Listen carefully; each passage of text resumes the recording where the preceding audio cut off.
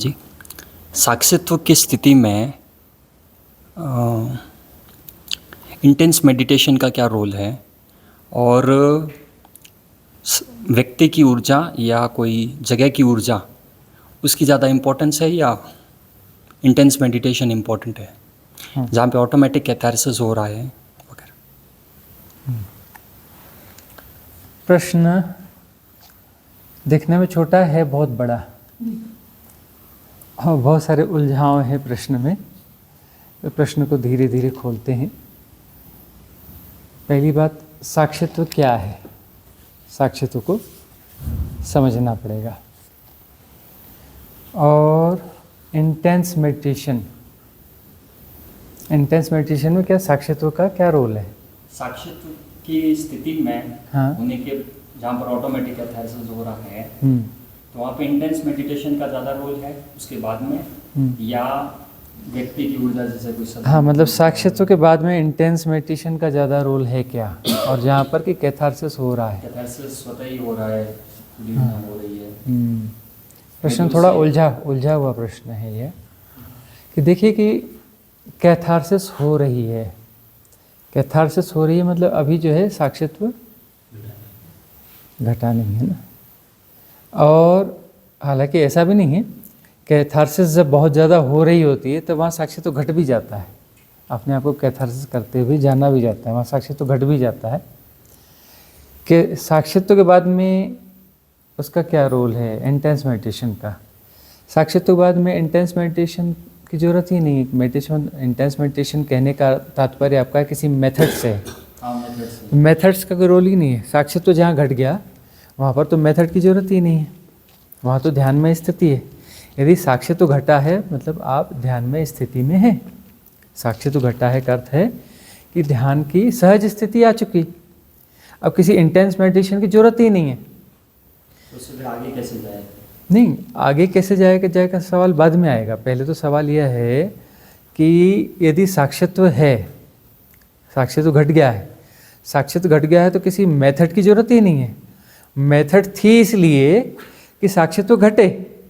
साक्षित्व घट गया मतलब सहज ध्यान की स्थिति हो गई। 24 घंटे ध्यान की स्थिति नहीं, सहज ध्यान की स्थिति का अर्थ है कि आप कुछ नहीं कर रहे हैं और सब हो रहा है, यह जाना भी जा रहा है, प्रयास रहित, एफर्टलेस नोइंग हो रही है। साक्षित्व का क्या अर्थ होता है? जो हमारे सजेशंस आते हैं वो सजेशंस क्या हैं? यही तो सजेशन है कि सब हो रहा है और जाना भी जा रहा है। सब होने में ही शामिल है, जाना भी जा रहा है। सब हो रहा है एक चीज़ हो गई, दूसरा हो गया किसे जाना भी जा रहा है। ऐसा नहीं है, सब हो रहा है, एवरीथिंग इज हैपनिंग। उस हैपनिंग में यह भी है कि जाना भी जा रहा है। और जाना भी जा रहा है का तो जानना हमारा स्वभाव है, जानना प्रयास नहीं है। एफर्टलेस नोइंग ही नोइंग है, बाकी कोई नोइंग नहीं है, बाकी सब विकृति है। एफर्टलेस नोइंग जो है प्रयास रहित जानना ही जानना है। प्रयास रहित जानना ही साक्षित्व है। तो प्रयास रहित जानने से क्या जाना जाएगा? जो हो रहा है वह जाना जाएगा, जैसा हो रहा है वैसा का वैसा जाना जाएगा, है ना।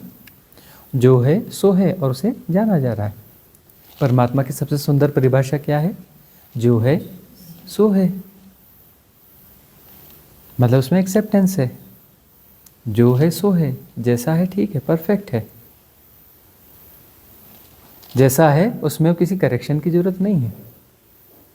जो है सो है, एक्सेप्टेंस है। एक्सेप्टेंस है तो समता है, द्वंद्व होगा नहीं। सारा द्वंद्व क्यों है? क्योंकि एक्सेप्टेंस नहीं है। एक्सेप्टेंस नहीं है तो वहाँ द्वंद्व होगा। भाई किसी चीज़ के प्रति एक्सेप्टेंस नहीं कि ये ऐसा नहीं होना चाहिए, मतलब ऐसा होना चाहिए, दो चीज़ें हो गई ना। ऐसा नहीं होना चाहिए उसके लिए फिर क्या क्या प्लानिंग हो सकती है, और ऐसा होना चाहिए उसको लाने के लिए क्या क्या किया जाना चाहिए, ठीक है ना। तो उसके लिए क्या होगा? एनालाइजेशन होगा, है ना। डिफाइन किया जाएगा, एनालाइज किया जाएगा, प्लानिंग की जाएगी, मैनिपुलेशन किया जाएगा, पूरी श्रृंखला शुरू हो जाएगी, ठीक है ना। तो साक्षित्व घट गया तो उसके बाद किसी मेडिटेशन की जरूरत ही नहीं है। तो साक्षित्व का अर्थ ही होता है कि ध्यान की गहराई में साक्षित्व घटता है। साक्षित्व का अर्थ जो जैसा है वो जैसा का तैसा जाना जाएगा, मतलब भीतर समता आ गई है, ठहराव आ गया है, बात हम 2-3 दिन से कर रहे हैं, ठहराव, ठहरना सीखना है ना। जहाँ भीतर हम ठहर गए तो समता है। समता का अर्थ क्या है? ठहर गए। ठहरने का क्या अर्थ है? समता आ गई। बगैर समता के ठहरा जा सकता है क्या? जब भीतर असमता है, बेचैनी है, डुअलिटी है, तो ठहराव संभव है क्या? और डुअलिटी, द्वंद्व जो है वो तो मोमेंट है, वह तो चलना है। मोमेंटलेस स्थिति वह है ठहराव। ठहराव का अर्थ है समता। समता भीतर घटित हो गई तो ठहराव आ गया। ठहराव आ गया तो उसे साक्ष्यत्व कहते हैं कि वहाँ पर साक्ष्यत्व तो है ही, पहले से ही है, लेकिन उसके सामने जो है विचलन था, है ना। गहरे में समुद्र जो है ठहरा हुआ ही है, ऊपर की परतों में लहरें हैं, ठीक है ना। तो बहुत गहराई में सोचेंगे तो मन क्या है? आत्मा की सतह का विचलन। कहने को कहते हैं कि मन कुछ भी नहीं है ना। अमनी दशा, अमनी दशा, भाई अमनी दशा, तो फिर ये जो मन है ये कुछ नहीं है, तो कुछ नहीं है तो ये होता कैसे है भाई? कुछ नहीं है तो फिर मूवमेंट आया कहाँ से? एक्चुअली कुछ है, वो आत्मा की सतह, सरफेस है। मन क्या है? आत्मा की सतह, सरफेस है, उस पर होने वाला विचलन है। विचलन किसका है? विचलन है इसका, फिजिकल वर्ल्ड का। और सतह क्या है? मेटाफिजिकल है, मतलब वो संधि काल है। मन क्या है? संधि क्षेत्र है, जहाँ एक तरफ जो है फिजिकल वर्ल्ड है, एक तरफ मेटाफिजिकल वर्ल्ड है, और विचलन वहीं हो सकता है संधि काल में, कि एक तरफ ठहरा हुआ है और एक तरफ प्रवाह मात्र है। तो प्रवाह और वो जहाँ संधि होती है, उस संधि में जो है वह विचलन है, वहाँ पर मन है। मन कुछ होता ही नहीं, ऐसा नहीं। मन के पास बेस तो है ना, बेस है तभी तो वो होता है। बगैर बेस के कैसे होगा? बेस है ना उसका, आत्मा का बेस है, आत्मा की सतह है, सरफेस है। उस सरफेस पर होने वाला विचलन है। विचलन किसका है? फिजिकल वर्ल्ड का है। फिजिकल वर्ल्ड के जो भी मूवमेंट्स हैं वो वहाँ पर आ रहे हैं और वहाँ से प्रदर्शित हो रहे हैं। तो यहाँ भीतर यदि ठहराव आ जाता है, अर्थात भीतर, हमारा भीतर क्या है? हम किस भीतर की बात कर रहे हैं? बॉडी कौन सी है? क्या है? साइकोसोमेटिक है। मनुष्य जो है ना एक साइकोसोमेटिक बीइंग है ना। इसमें मन और शरीर है। मन और शरीर एक ही है, दो नहीं है ना। शरीर क्या है? स्थूल है ना। इसका सूक्ष्म भाग क्या है? मन है। मन का सूक्ष्म तल, शरीर का सूक्ष्म तल मन है। मन का स्थूल तल क्या है? शरीर है। ये आपस में जुड़े हुए हैं, साइकोसोमेटिक है। ये क्या है? साइकोसोमेटिक है। तो भीतर ठहराव यानी क्या? भीतर, हमारे भीतर यानी भीतर का जो सूक्ष्म तल है मन, मन में ठहराव। तो मन में ठहराव होगा तो वहाँ होगा क्या? सृष्टा ने सृष्टि नहीं बनाई, कभी नहीं बनाई। सृष्टा ने सृष्टि बनाई ही नहीं, बिल्कुल झूठ, 100% झूठ। सृष्टा ने कभी सृष्टि नहीं बनाई। सृष्टा स्वयं सृष्ट हो रहा है, कंटिन्यूअस प्रोसेस है। वो सृष्टि से कभी अलग हुआ ही नहीं। सृष्टा सृष्टि बना करके ऑफिस खोल के बैठा है, उसे मैनेज कर रहा है, ऐसा बिल्कुल नहीं। ये बात हम बार बार खिल्ली उड़ाते रहेंगे, उड़ानी पड़ेगी, तभी तो सबकॉन्शियस माइंड में जाके पैटर्न टूटेंगे कि कोई सृष्टा है, उसने सृष्टि बनाई जी। हाँ, कहीं से मिट्टी ली, कहीं से कुछ ली। मिट्टी कहाँ से लाई भाई? मिट्टी से फिर उसने हथौड़ी, छेनी, ये वो सब जुगाड़ किए। कहाँ से खरीदे? कौन सी दुकान से खरीदे? कहीं ना कहीं से तो खरीदे होंगे, किसी न किसी फैक्ट्री में तो बना होगा, बल्क में लिया होगा, बीच में कोई ब्रोकर होगा, उसके ऑफिस के बाबू उसमें कमीशन भी खाए होंगे फिर पक्का। फिर बल्क में खरीदी हुई होगी, खुद तो खरीदने गया नहीं होगा परमात्मा, है ना। आपने किसी अफसर को बोला होगा, अफसर ने भी इतना बड़ा मौका देख करके इतना बड़ा कॉन्ट्रैक्ट किसी को देना है तो कमीशन जरूर खाया होगा, हैं? हम कौन से प्रपंच और पागलपन में पड़े हुए हैं? सृष्टा ने कभी सृष्टि बनाई नहीं, सृष्टा स्वयं सृष्ट हो रहा है। सृष्ट हो रहा है, कंटिन्यूअस प्रोसेस है। ये हम बार बार दोहरा रहे हैं, इसलिए दोहरा रहे हैं ताकि आपके भीतर तक ये समझ उतर जाए। बार बार दोहराएंगे तभी। बुद्ध तो अपनी बात किसी को भी 3 बार बोलते थे। हाँ, तो आनंद उनसे पूछता था कि भंते आप ऐसा क्यों करते हैं? एक बात को 3 बार बोलते हैं। भगवान ने जवाब दिया, 3 बार बोलता हूँ तब भी गारंटी नहीं है कि उसके भीतर पहुँची हो बात। 3 बार बोलने के बाद में भी कोई श्योरिटी नहीं है कि इसके भीतर तक पहुँची होगी, लेकिन इस उम्मीद से बोलता हूँ कि 3 बार बोलने के बाद शायद उसके भीतर पहुँच जाए। उसने इतने प्रोटेक्शंस अपने बना रखे हैं, इतनी बेहोशी की परतें चढ़ा रखी हैं, उसको भेद करके भीतर चीज़ जाएगी कैसे? तो सृष्टा ने सृष्टि नहीं बनाई, सृष्टा स्वयं सृष्ट हो रहा है, वो अलग हुआ ही नहीं है। सृष्टा सृष्टि से कभी अलग हुआ ही नहीं, सृष्टि कभी शुरू ही नहीं हुई। दूसरा बड़ा झूठ, सृष्टि कभी शुरू हुई है, हो ही नहीं सकता, असंभव है। सृष्टि सनातन है, शाश्वत है, सदा से, उसका कोई आदि नहीं है, सदा से है, सदा रहेगी। बीच में छोटे मोटे बबूले उठते गिरते रहते हैं, जो ब्रह्मांड वगैरह है ना, ये छोटे मोटे बबूले, ऐसे अनंत बबूले प्रतिक्षण पैदा होते हैं, अनंत बबूले प्रतिक्षण नष्ट होते हैं। देखते हो ना, पानी की लहरों में बबूले उठते हैं और फूट जाते हैं, 2 क्षण रहते हैं फूट जाते हैं। वैसे ही ब्रह्मांड 2 क्षण रहते हैं फूट जाते हैं। ऐसे अनंत ब्रह्मांड पैदा होते हैं प्रतिक्षण, और प्रतिक्षण अनंत ब्रह्मांड विलीन हो जाते हैं। पानी के बबूले हैं, 2 सेकंड रहते हैं, है ना। हमारा ब्रह्मांड भी क्या अभी अभी पैदा हुआ, अभी अभी नष्ट हो जाएगा। 400 करोड़ साल हुए सिर्फ, अभी पैदा हुआ है ये। हाँ, और क्या रहेगा, 1000-2000 करोड़ साल और रहेगा, मिट जाएगा। 2 क्षण की जिंदगी, 2 दिन, है ना, 2 पल की जिंदगी। ब्रह्मांड की जिंदगी कितनी होती है? 2 पल की। अभी पैदा हुआ, अभी मर जाएगा, विलीन हो जाएगा। ऐसे न जाने कितने बबूले पैदा होते रहते प्रतिक्षण और मिटते रहते हैं, ठीक है ना। अब वह जो है उसके होने का ढंग है, सृष्टा ने सृष्टि बनाई नहीं, वो उसके होने का ढंग होता है, उसकी लेयर्स, हमारे हिसाब से लेयर्स होती हैं। हमारी समझ, छोटी खोपड़ी है ना, इसको बड़ा समझा समझा के बोलना पड़ता है, तब भी समझ में आएगा, गारंटी नहीं होती। मामूली सी खोपड़ी है, बहुत छोटी क्षमता है इसकी, है ना। तो वो जो लेयर है वो आती है, वह जो निर्गुण है, निराकार है, असीम है, समय के पार है, देश काल के पार है, बियॉन्ड टाइम एंड स्पेस है, वह जो है एक स्टेज में ब्रह्म काया हो जाता है। जैसे हम उसे शिव काया हमने नाम दिया है ना, इसी शिवरात्रि में ब्रह्म काया होता है। ब्रह्म काया क्या होगी? आत्म काया होगी, है ना। ये 3 लेयर हो गई। एक तो लेयरलेस लेयर है, वो तो लेयर नहीं कह सकते, 2 लेयर ये हो गई, ठीक है ना। 6 लेयर बनेंगी उसकी, जो अनंत है, असीम है, निर्गुण है, निराकार है, उसकी 6 लेयर बनेगी। पहली लेयर क्या हो गई? ब्रह्म काया। दूसरी क्या लेयर हो गई? आत्म काया। यहाँ तक क्या है? मेटाफिजिकल वर्ल्ड है, ठीक है ना। वह तरंगे ऐसी तरंगे नहीं हैं, वह तरंगे अलग किस्म की तरंगे हैं। उसके बाद में वह क्या होगा? मनस काया।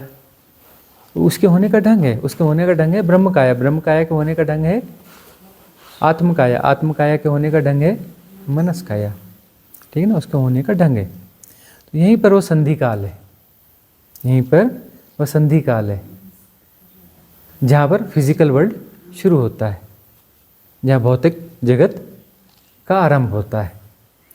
तो यह उसके होने का ढंग है, यह उसके होने का ढंग है। तो उसके होने का जो ढंग है यहाँ पर, अब यहाँ पर बात है कि जैसे वह यहाँ पर होता है तो यहाँ पर जो है मॉलिक्यूलर स्ट्रक्चर भिन्न है। इस फिजिकल वर्ल्ड का मॉलिक्यूलर स्ट्रक्चर जो भिन्न है, उस मॉलिक्यूलर स्ट्रक्चर में जो है एक अलग किस्म की वाइब्रेशंस हैं, खास फ्रिक्वेंसी में वाइब्रेशंस हैं। तो यहाँ पर तरंगे ही तरंगे, गति, ऊर्जा ही ऊर्जा है, गतियाँ ही गतियाँ। ऊर्जा ठहरी हुई चीज़ होती है क्या? ऊर्जा यानी जो लगातार गतिमान है, या मूवमेंट ही मूवमेंट है।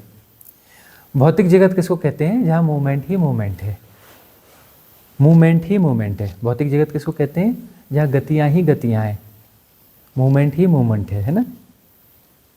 इसको हमने किस तरीके से समझाया है? शिव का नृत्य है, नटराज। कौन सा स्वरूप है यह? नटराज। शिव कौन है? जो है ही नहीं, जिसका कोई आदि नहीं है, जिसका कोई अंत नहीं है, जिसको आप पकड़ नहीं सकते, जिसको आप समझ नहीं सकते। निर्गुण है, निराकार है, जो है ही नहीं। इसलिए तो सब जगह है ना। और जो कुछ कहीं होगा वो सब जगह कैसे हो सकता है? वो बहुत बड़ा आदमी है जी, बहुत बड़ा है तो होगा किसी जगह पे ही तो होगा ना, सब जगह तो हो नहीं सकता ना। वो बहुत बड़ा है तो कोई ना किसी आकार में होगा ना, उसके बाहर तो नहीं होगा ना। जहाँ तक बड़ा है वहीं तक होगा ना। सूरज बहुत बड़ा है ना, 10 करोड़ गुना बड़ा है ना धरती से, उतना ही बड़ा होगा ना, उससे बाहर तो सूरज नहीं होगा ना। उसके बाद खत्म हो गया ना, उसका खेल खत्म हो गया ना, ठीक है ना। तो जो कितना भी बड़ा हो उसकी कोई सीमा होती है, वह है ही नहीं, इसलिए तो परिपूर्ण है, इसलिए तो परिपूर्ण है क्योंकि वह है ही नहीं, ठीक है ना। शिव कौन है? जो है ही नहीं, उसके होने का ढंग है, उसके होने का ढंग है यह सृष्टि, यह नृत्य उसका होने का ढंग है, वह नृत्यमय है। जो है ही नहीं वह नृत्यमय है, उसके नृत्य को हम क्या कहते हैं? संसार, सृष्टि, संसार नहीं सृष्टि। सृष्टि उसके होने का ढंग है, उसका नटराज स्वरूप है। उसका क्या है? यह नटराज स्वरूप है, शिव का नटराज स्वरूप है। तो यहाँ पर भीतर यदि ठहर गए, मतलब भीतर यह जो तल है जहाँ पर विचलन है वह हमारा भीतर ठहर गया, तो वो जो बाधा है यह उसके होने का ढंग है। लेकिन इस नृत्य में एक भ्रम पैदा हो गया, एक लीला पैदा हो गई, और जो है वह हमारा स्वरूप जो है, जो नहीं होने वाला स्वरूप है, वह स्वरूप जो है विलीन हो गया है, ढक गया है इस आंदोलन में, इस वाइब्रेशन में, भूल गया, पर्दा सा बन गया।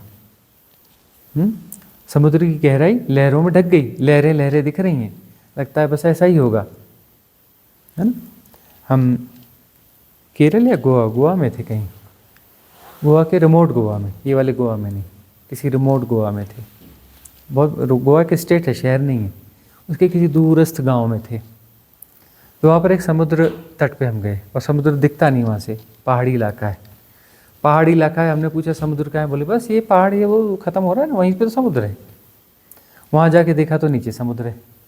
वहाँ उतर गए तो किनारा बहुत छोटा है, किनारा बहुत छोटा है, वैसे थोड़ा सा पानी दिख रहा है। तो हमारे मित्र थे, उन्होंने कहा कि चलो यहाँ उतर जाते हैं। वहाँ गांव वाला गुजर रहा था, दौड़ का या पकड़ लिया, बोले उतरना नहीं। बोले ये तो बाजू में तो उतर जाएंगे। मालूम है गहराई कितनी? बोले 600 फीट 500 फीट की गहराई है यहाँ पे, बिल्कुल ऐसा किनारा, बिल्कुल साधारण सा ऐसा लग रहा था, पहाड़ के नीचे जैसे कोई वो तालाब वालाब का छोर होता है ना, ऐसा दिख रहा था। बोले 600 फीट की गहराई है यहाँ पे, उतर मत जाना। तो वह जो है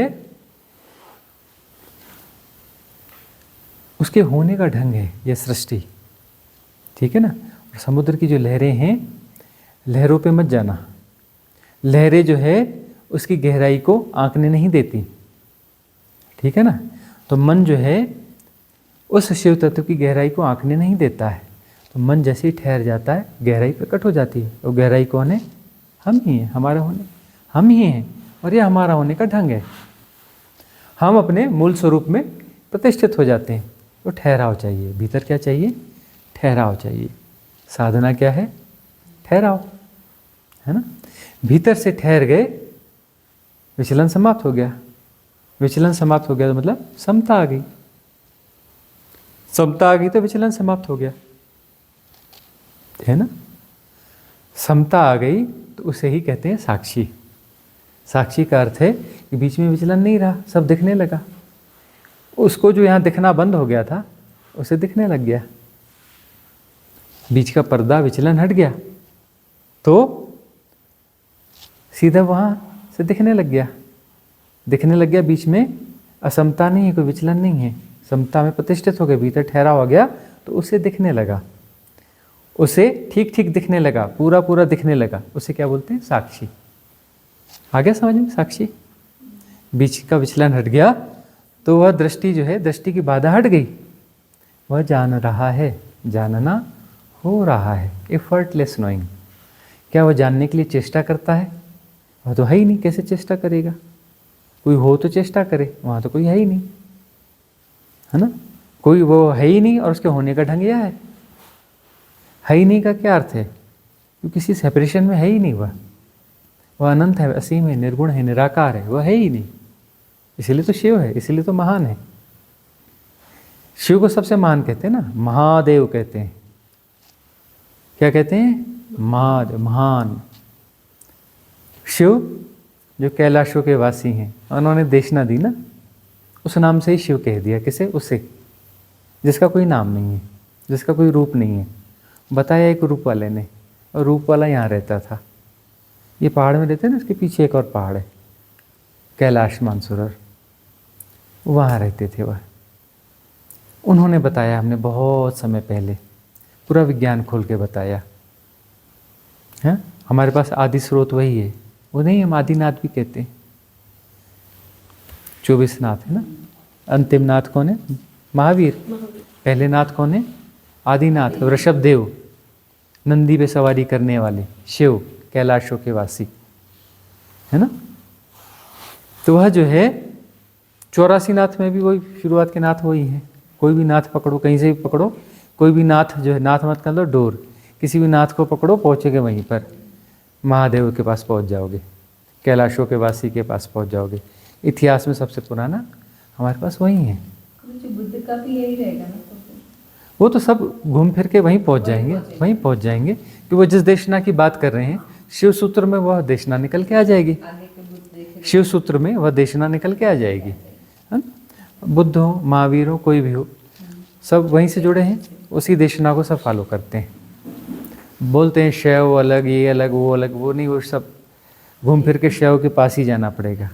कृष्ण की परंपरा हो चाहे राम की परंपरा हो, घूम के शिव के पास जाना पड़ेगा, क्योंकि वहाँ हमारे पास आदि स्रोत वहाँ पे है ना, इसलिए हम उनको आदिनाथ कहते हैं। तो वह जो है, उन्होंने इशारे किए, उन्होंने बताए, उन्होंने कुछ खोला। उनकी देशनाएं जो है, उनकी देशनाओं से सारी बात निकली। तो वह किससे, उन्होंने जिसकी बात करी उस तत्व को हमने उसको हम जो है कहते हैं। इसलिए हमने उस जो बॉडीलेस बॉडी है उसका नामकरण हमने इस शिवरात्रि को शिव काया ही कर दिया। उसका नाम नहीं दिया गया था, 6 कायाओं का नाम दिया गया था, उस काया का नाम नहीं दिया गया था। तो इसी शिवरात्रि में हमने उसका भी नामकरण कर दिया शिव काया। उन्हीं के नाम से होना चाहिए, वही हमारे पास आदि स्रोत वही है, तो उन्हीं का ही नाम होना चाहिए। तो वह काया कौन सी है? शिव काया है। तो क्या है, अब वह जो है विचलन समाप्त हो गया, पर्दा हट गया, तो वही देख रहा है। निर्मल दृष्टि, निर्मल दृष्टि से देखा जाएगा तो अपने स्वरूप को ही देखा जाएगा ना। कौन दृष्टा, कौन दृश्य, और कौन सा बीच में? जब न दृष्टा न दृश्य, तो अंतर संबंध दृष्टि का क्या मतलब हुआ? तो उस दृष्टि को क्या कहते हैं? विक्षेपित दृष्टि, है ना। मतलब दृष्टिकोण, दृष्टिकोण घटेंगे, दृष्टा दृश्य मिटेगा। और ये दृष्टि जो दृष्टि की हम बात करते हैं, ये भाषागत रूप से कमजोर शब्द दृष्टि, वास्तविक दृष्टि, निर्मल दृष्टि तब होगी। साक्षी में क्या होगा? निर्मल दृष्टि। निर्मल दृष्टि मतलब जो जैसा है, जैसा का तैसा जाना जा रहा है। जो जैसा है, जैसा का तैसा जाना जा रहा है। जो है सो है। मतलब पेड़ जो है, आम का पेड़ है ना, पेड़ है, आम का पेड़ है, यह पागलपन गिर जाएगा। न पेड़ है न आम का पेड़ है, निर्मल दृष्टि है और जाना जा रहा है। किसे जाना जा रहा है? परम तत्व को जाना जा रहा है, मतलब स्वयं को जाना जा रहा है। दूसरा तो है ही नहीं ना। न पेड़ है न आम का पेड़ है, परमात्मा है। संसार नहीं है, परमात्मा है। संसार तो होता ही नहीं, कहाँ होता है? अरे परमात्मा ही होता है। परमात्मा का होने का ढंग है। कितनी कोशिश करी कि पत्थर है, पत्थर नहीं है, झुक, पत्थर है बोलते हो, परमात्मा है, शीश नवाओ, ये परमात्मा के होने का ढंग है। शिवलिंग है, फलाना पत्थर है, ये करो, अरे कुछ मत करो, शीश झुकाओ, वही है, उसके होने का ढंग है। फलानी मूर्ति, शीश झुकाओ, उसके होने का ढंग है। पेड़ है, कहाँ का पेड़ है? परमात्मा है, शीश झुकाओ, उसके होने का ढंग है। नदी है, कहाँ की नदी है? अरे उसके होने का ढंग है, शीश झुकाओ, सर रखो जमीन पे, उसके होने का ढंग है। पहाड़, कहाँ का पहाड़ है, शीश झुकाओ, उसके होने का ढंग है। सूर्य, अरे उसके होने का ढंग है, शीश झुकाओ, जल चढ़ाओ, झुको, सब उसके होने का ढंग है, जगह जगह झुको। प्रकृति पूजक धर्म रहा है सनातन धर्म। वो कहता है कि प्रकृति में जितने भी स्वरूप हैं सब उसके उसी के ही रूप हैं, उसके होने के ढंग हैं, सब जगह शीश झुकाओ। पंच तत्वों के सामने शीश झुकाओ, जो कुछ है सबके सामने शीश झुकाओ, झुको, उसके होने का ढंग है। इस रूप में भी है, इस रूप में भी है ना। इसलिए वो पोस्टमैन वाली कहानी हमें पसंद आती है ना। वह जो बंगाल का पोस्टमैन, उससे किसी ने पूछा परमात्मा कैसा होता है। आत्मज्ञानी था, बुद्ध पुरुष था, लेकिन अपना काम, नौकरी छोड़ी नहीं उसने, डाक बांटता था। तो किसी ने पूछा महाराज बताओ, पोस्टमैन महाराज, जैसे अपना नासिक में वहाँ गोदावरी नदी के तट पर है ना मामलेदार की समाधि, मामलेदार महाराज, है मामलेदार की समाधि। मामलेदार है ना, तहसीलदार को बोलते हैं। तहसीलदार रहते रहते क्या हो गए, आत्मज्ञान को उपलब्ध हो गए। उनकी बड़ी सी समाधि वहाँ बनी हुई गोदावरी के तट पर। तो पोस्टमैन महाराज परमात्मा के बारे में तो कुछ बताओ, परमात्मा होता कैसा है। अरे परमात्मा, अरे बड़ा टेस्टी होता है, मैं तो रोज उसको बढ़िया पकाता हूँ, पका के चबा चबा के खाता हूँ, मजा आ जाता है ना। हम वही कहते हैं कि परमात्मा बड़ा स्वादिष्ट है, हम वहीं से इंस्पायर हैं। वो बड़ा स्वादिष्ट है, बड़ा स्वादिष्ट है। अभी मैं खरीदूंगा जाते जाते बाजार से, घर में ले जाऊंगा, काट पीट के मस्त पकाऊंगा उसको और चबा चबा के खाऊंगा, बड़ा स्वादिष्ट होता है। मतलब इंद्रियातीत सत्य की बात कर रहे हैं। 5 द्वार हैं, 5 इंद्रियां हैं, ठीक है ना। किसी भी इंद्री के माध्यम से उसके अतीत में जाओगे तो इंद्रियातीत सत्य, वहां से साक्षी झांकेगा। साक्षी उन 5 द्वारों में से कहीं से भी झांकेगा। ये आंखें देखती हैं क्या? आंखें देखती हैं? हॉस्पिटल में हो, आंखें देखती हैं? आंखों से देखा जाता है। आंख यंत्र है, आंख नहीं देखती। कौन देख रहा है? दृश्यातीत। कौन है दृश्यातीत? वहाँ है साक्षी। कान सुनते हैं, मुर्दे के भी सुनने चाहिए, नहीं सुनते ना मुर्दे के कान। कान नहीं सुनते, कान से सुना जाता है। श्रवणातीत, वहाँ पे भी साक्षी। स्पर्शातीत, स्पर्श के अतीत, मुर्दे को तो स्पर्श का पता नहीं चलता। स्पर्शातीत कोई है ना, वही तो जान रहा है इसके माध्यम से, वही तो देख रहा है, वही तो सुन रहा है और वही स्वाद ले रहा है। स्वादातीत, चबा चबा के, बड़ा स्वादिष्ट है परमात्मा। आंखों से देखकर किसी ने दृश्यातीत सत्य को पाया, किसी ने श्रवणातीत को पाया, किसी ने स्पर्शातीत को पाया, किसी ने घ्राणातीत को पाया, किसी ने स्वादातीत को पाया, है ना। बुद्ध ने दृश्यातीत को पाया, ठीक है। तो जो है देखा, किसे देखा? आम के पेड़ को नहीं देखा, न पेड़ को देखा, ना आम के पेड़ को देखा, परमात्मा को देखा, उसके होने के ढंग को देखा। बीच में कोई विचलन नहीं है, कोई विक्षेप नहीं है, कोई मल नहीं है, निर्मल है, स्वच्छ है। स्वच्छ दृष्टि से देखा जा रहा है, देखा नहीं, देखना हो रहा है, देखना हो रहा है। स्वयं को ही देखना हो रहा है। किसको देख रहे? दूसरे को? दूसरा ही नहीं, स्वयं को ही देख रहा है। लीला क्यों रची? भाई लीला रचने का दुनिया बनाने वाले तूने काहे को दुनिया बनाई, क्या तेरे मन में समाई, है ना। गानों में उलझ नहीं जाना, स्वयं को ही देख रहा है ना। लीला सिर्फ इसलिए स्वयं को देखने के लिए, इस यंत्र के माध्यम से स्वयं को ही देख रहा है। वह आम का पेड़ नहीं है, वो अपने होने के ढंग को ही देख रहा है। यह यंत्र भी वही, वह भी वही, वह भी वही, वह भी वही, लेकिन लीला चल रही है। लीला चल रही है, वह स्वयं को ही देख रहा है निर्मल दृष्टि से। दृष्टि निर्मल न हो तब भी वही देख रहा है, विक्षेपित दृष्टि से भी वही देख रहा है, तभी तो लीला चलेगी ना। विक्षेपित दृष्टि से भी वही जान रहा है, विक्षेप रहित दृष्टि से भी वही जान रहा है। ऐसे भी वही है, वैसे भी वही है, विरूप भी वही है, स्वरूप भी वही है।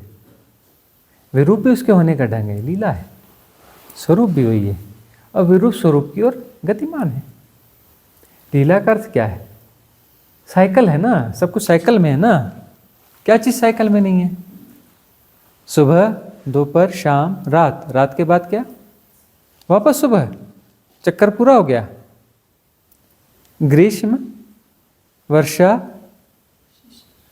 शिशिर, फिर ग्रीष्म, चक्कर पूरा हो गया ना। कहीं भी जाओगे चक्कर पूरा हो गया ना। धरती का चक्कर मारती फिर पूरा हो जाता है ना। सूरज भी कहीं चक्कर मार रहा होगा, पूरा हो जाता है ना। मॉलिक्यूलर स्ट्रक्चर में गोल गोल चक्कर मारता है ना इलेक्ट्रॉन। सब जगह चक्कर ही चक्कर है ना। उन चक्करों में कुछ घन चक्कर हो गया है, चक्कर चक्कर देख करके घन चक्कर हो गया है। उस घन चक्कर को ठहरा दो, घन चक्कर को ठहरा दो, भीतर ठहर जाओ। उन चक्रियों के साथ आंखें भ्रमित हो गईं, उन चक्करों के साथ आंखें भ्रमित हो गईं। आंखों के भ्रम साफ करो, आंखों के जाले साफ करो, भीतर ठहर जाओगे। ठहर जाओगे तो निर्मल दृष्टि। सारे चक्कर खेल है, फिर लीला है। निर्मल दृष्टि से जानोगे तो अपने आप को ही जानोगे। अहम ब्रह्मास्मि छोटा शब्द है, अच्छा नहीं है। शिवोहम, शिवोहम, यह है थोड़ा कुछ बात बनती है। शिवोहम, शिवोहम। लेकिन पहले तो अहम ब्रह्मास्मि, ये बिग बैंग दिखता है, ये पैदा हुआ है दिखता है, क्योंकि इस बिग बैंग से ही हम बने आए हैं ना। हम इस बिग बैंग के ही तो सदस्य हैं ना। वो भी फूटा था बबूला, हम भी तो वहीं थे ना। सब साथ में ही तो थे, अलग अलग थोड़े ना थे। ये पत्थर भी साथ में था, ये सोफ़ा भी उसी समय था, एक ही साथ के हम।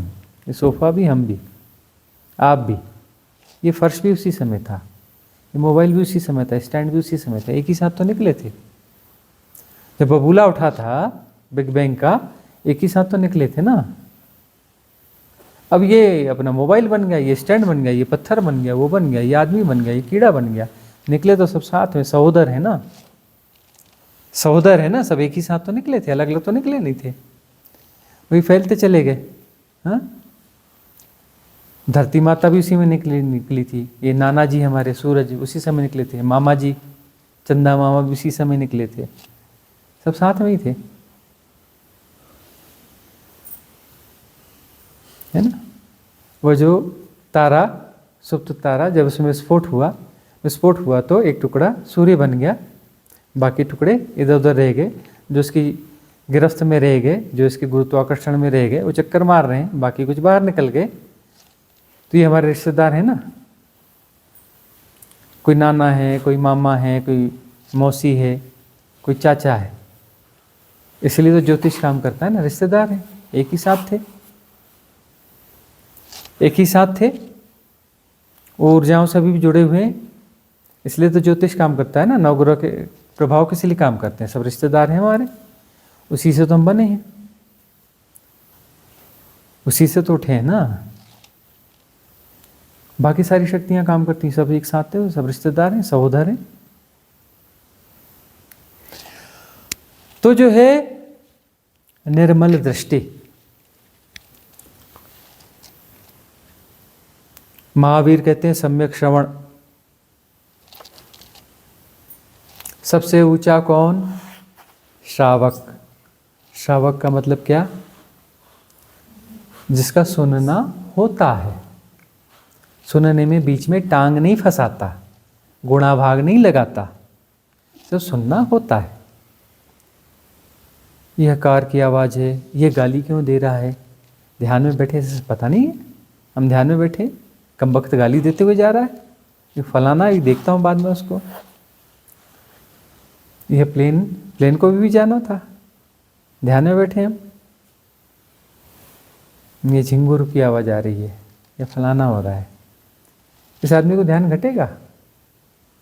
गुणा भाग करने वाले को ये सुनना हो रहा है, सम्यक श्रवण, सारी ध्वनियां एक साथ सुनाई पड़ रही हैं, डोंट कंसंट्रेट। ध्यान यदि राम है तो कंसंट्रेशन रावण है, ध्यान यदि राम है तो एकाग्रता रावण है। क्यों कंसंट्रेट होते हो? Don't try to understand anything, कुछ समझने की कोशिश नहीं करना। समझने की कोशिश को क्या बोलते हैं? टांग फंसाना। टांग नहीं फंसाना, कुछ समझने की कोशिश नहीं करना, अपना दिमाग नहीं लड़ाना। दिमाग लड़ाया मतलब टांग फंसाई, टांग फंसाई तो फंदे में फंसोगे और फंदा उठा के उल्टा लटका देगा।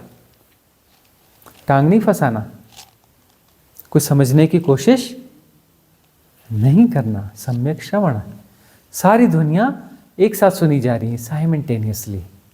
कैसे सुनी जा रही हैं? साइमल्टेनियसली, एक साथ सुनी जा रही हैं समस्त ध्वनियां। कोई गुणा भाग नहीं, कुछ समझने की कोशिश नहीं, तभी तो सारी दुनिया सुनी जाएंगी, तो कैसे सुनी जाएंगी? कंसंट्रेशन करते हो, पूछो क्या क्या सुना तो बता दोगे ये सुना, है ना? उस टाइम को नोट कर लो, रिकॉर्ड कर लो, उसको जो है दूसरे दिन या शाम को या जब भी उसको हिप्नोटाइज करो, ले जाओ बैक में, उसी टाइम फ्रेम में जो है जिसमें तुम फंसे हुए हो, टाइम को जीते हो ना तुम लोग, तो उस टाइम फ्रेम को फिर से खोलो, उसमें निकालो कि क्या क्या सुना। ऐसे तुमने 4 ध्वनियाँ बताई थी, वो 400 ध्वनियों को गिनाएगा कि 400 ध्वनियाँ थी उस समय में, पूरे रिकॉर्ड बता देगा। क्यों? अंदर तो इम्प्रिंट तो सारे बनेंगे ना, आकाशीय रिकॉर्ड तो कंप्लीट बनेगा, वहाँ तो वो नहीं होगा। तुमने गुणा भाग करके 4 चुन लिए, चुनना पाप है। तुमने 4 सुने थे ना, 400 थे, 4 सुने, 396 गोल कर गए। सुनना, चुनना पाप है। चॉइसलेस अवेयरनेस, कंसंट्रेशन वाली, चुनने वाली अवेयरनेस नहीं चाहिए, चॉइसलेस अवेयरनेस चाहिए, जहाँ आप कुछ भी नहीं चुनते हैं, जहाँ आप कुछ भी नहीं चुनते हैं, सब हो रहा है, सब हो रहा है और सब जाना जा रहा है। Everything is happening and effortless knowing, everything की, किसी पार्ट की नहीं। और एफर्टलेस नोइंग कैसी होगी? जो जैसा है, जैसा का तैसा जाना जा रहा है, एज इट इज जाना जा रहा है, कोई चॉइस नहीं है, कोई काट छाट नहीं है। तो सम्यक श्रवण, सम्यक श्रवण मुक्तिदायी है, सम्यक दृष्टि मुक्तिदायी है, सम्यक संस्पर्श मुक्तिदायी है। परमात्मा को स्वाद लेके चबा चबा के परम आनंद से पाओगे तो मुक्तिदायी है, अन्न ब्रह्म हो जाएगा, है ना? तो घ्राण थोड़ा मुश्किल काम है, घ्राण का, उसमें भी एक समता का भाव हो तो वह भी मुक्तिदायी है। रेयरली होता है, बहुत रेयर पर्सन होते हैं जिनको घ्राणातीत सत्य का अनुभव होता है।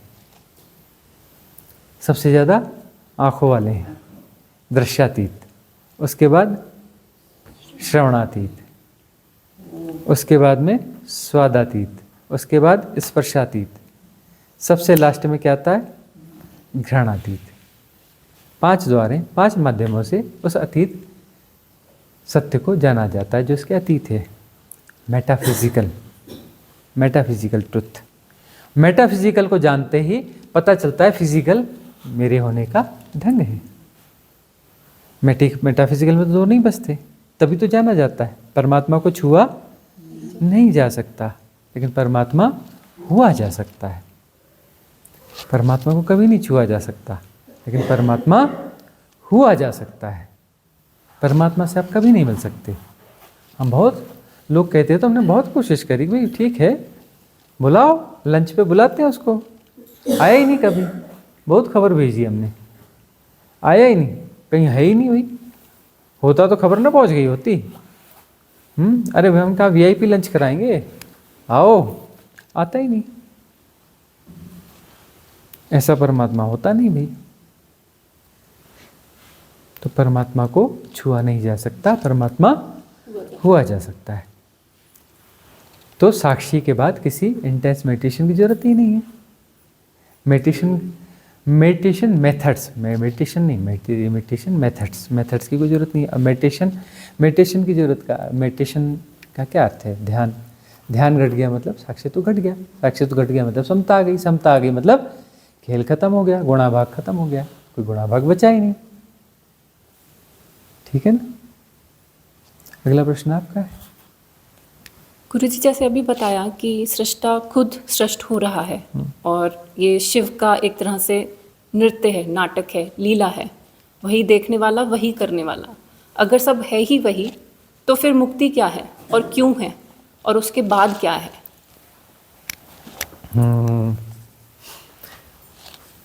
खतरनाक क्वेश्चन है।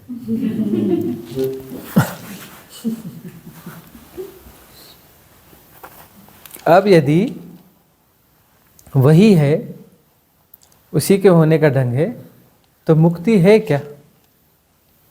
मुक्ति की जरूरत है क्या?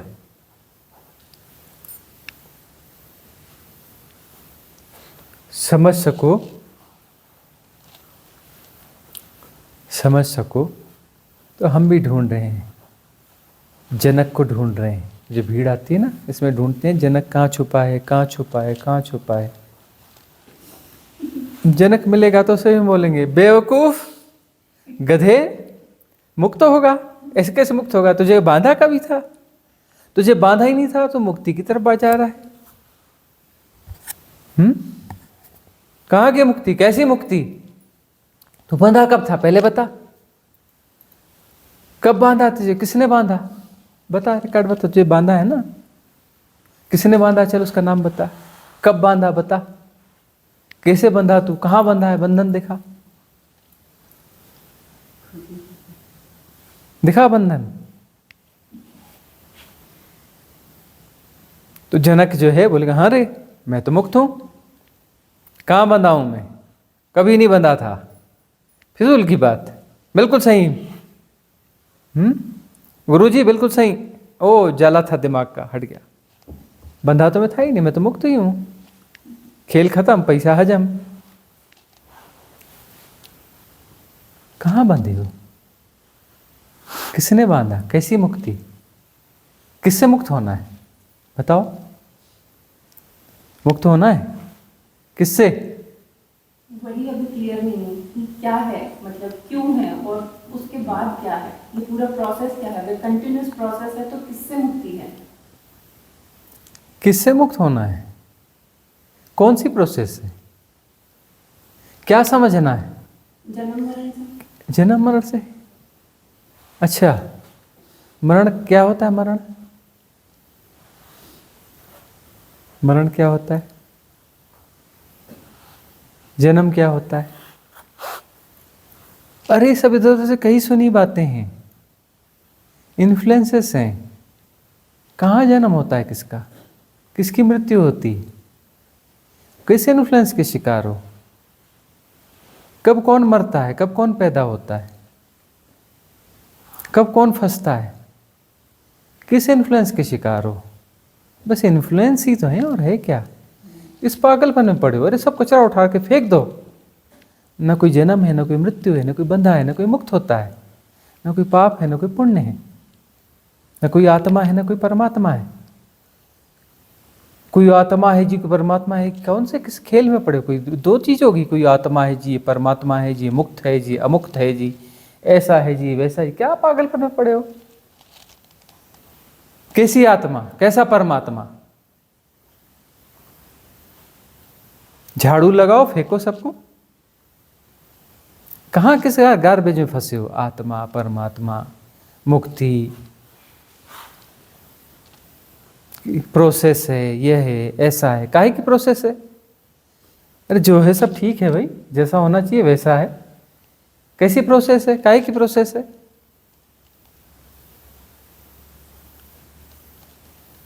कौन बंधा है? कहाँ बांधा गया है? खेल का मतलब कोई बांधना होता है? खेल का मतलब कोई बांधना होता है? काहे का बंधन होना? खेल कोई बंधन है? खेल कोई ड्यूटी है? खेल क्या कोई ड्यूटी है? खेलने में कोई बंधन है? खेलने में कोई स्ट्रेस होता है? खेलना कोई स्ट्रेस है क्या? ये वाले खेल की बात नहीं करी। खेल वेल नहीं है ये जो क्या क्या बोलते हैं, इतना पैसा लगाओ तो इतना मिलेगा, ये कोई खेल होता है? गुणा भाग कोई खेल होता है? ये खेल नहीं है। इस इन्फ्लुएंस में मत पड़ना। वो जो खेलते हो ऑनलाइन वाले खेल, ये कोई खेल वेल नहीं है। और बोलते हैं ना कि ये खेल लिया तो इसको इतना इनाम स्वर्ण पदक मिला, ये कोई खेल नहीं होता। हिसाब किताब वाला खेल नहीं होता। बच्चे खेलते हैं ना गुल्ली डंडा, उसको बोलते हैं खेल। वो टीवी में देखते हो ना, खेल वेल नहीं है, जुआ सट्टा है वो, है ना, पागलपन है। वो जो बच्चे जो अपना खेलते हैं ना कबड्डी खो खो, वो उसको खेलते बोलते हैं खेल। उसमें कोई गुणा भाग नहीं होता, ठीक है ना। रेडी भी का खेलते हैं, काहे का गुणा भाग है? कौन फंसा है? खेल में कोई फंसता है? खेल में कोई फंसता है क्या? कौन फंसा है? कोई फंसा ही नहीं तो मुक्ति काहे की मुक्ति? किसकी मुक्ति? बात हजम नहीं होगी, है ना। हम ढूंढ रहे हैं उसको, जनक को, जिसको हम बोल सकें, है ना। कभी कोई जनक मिलेगा तो हम उससे बात करेंगे। अभी तो हमने एक शुरुआती पन्ना ही हटाया था तो बात ऐसी हो गई, है ना। पूरी संहिता खोलेंगे तो फिर तो मुश्किल हो जाएगी। तो संहिता जब खोलेंगे तब उसके लिए जनक भी तो चाहिए ना सामने। प्रश्न तो है, लेकिन प्रश्न जनक के मुंह से नहीं निकला ना। तो ठीक है, अभी जो है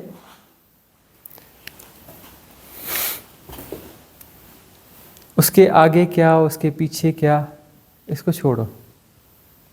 उसके आगे क्या होगा, उसके पीछे क्या होगा, इस गुणा भाग को छोड़ दो।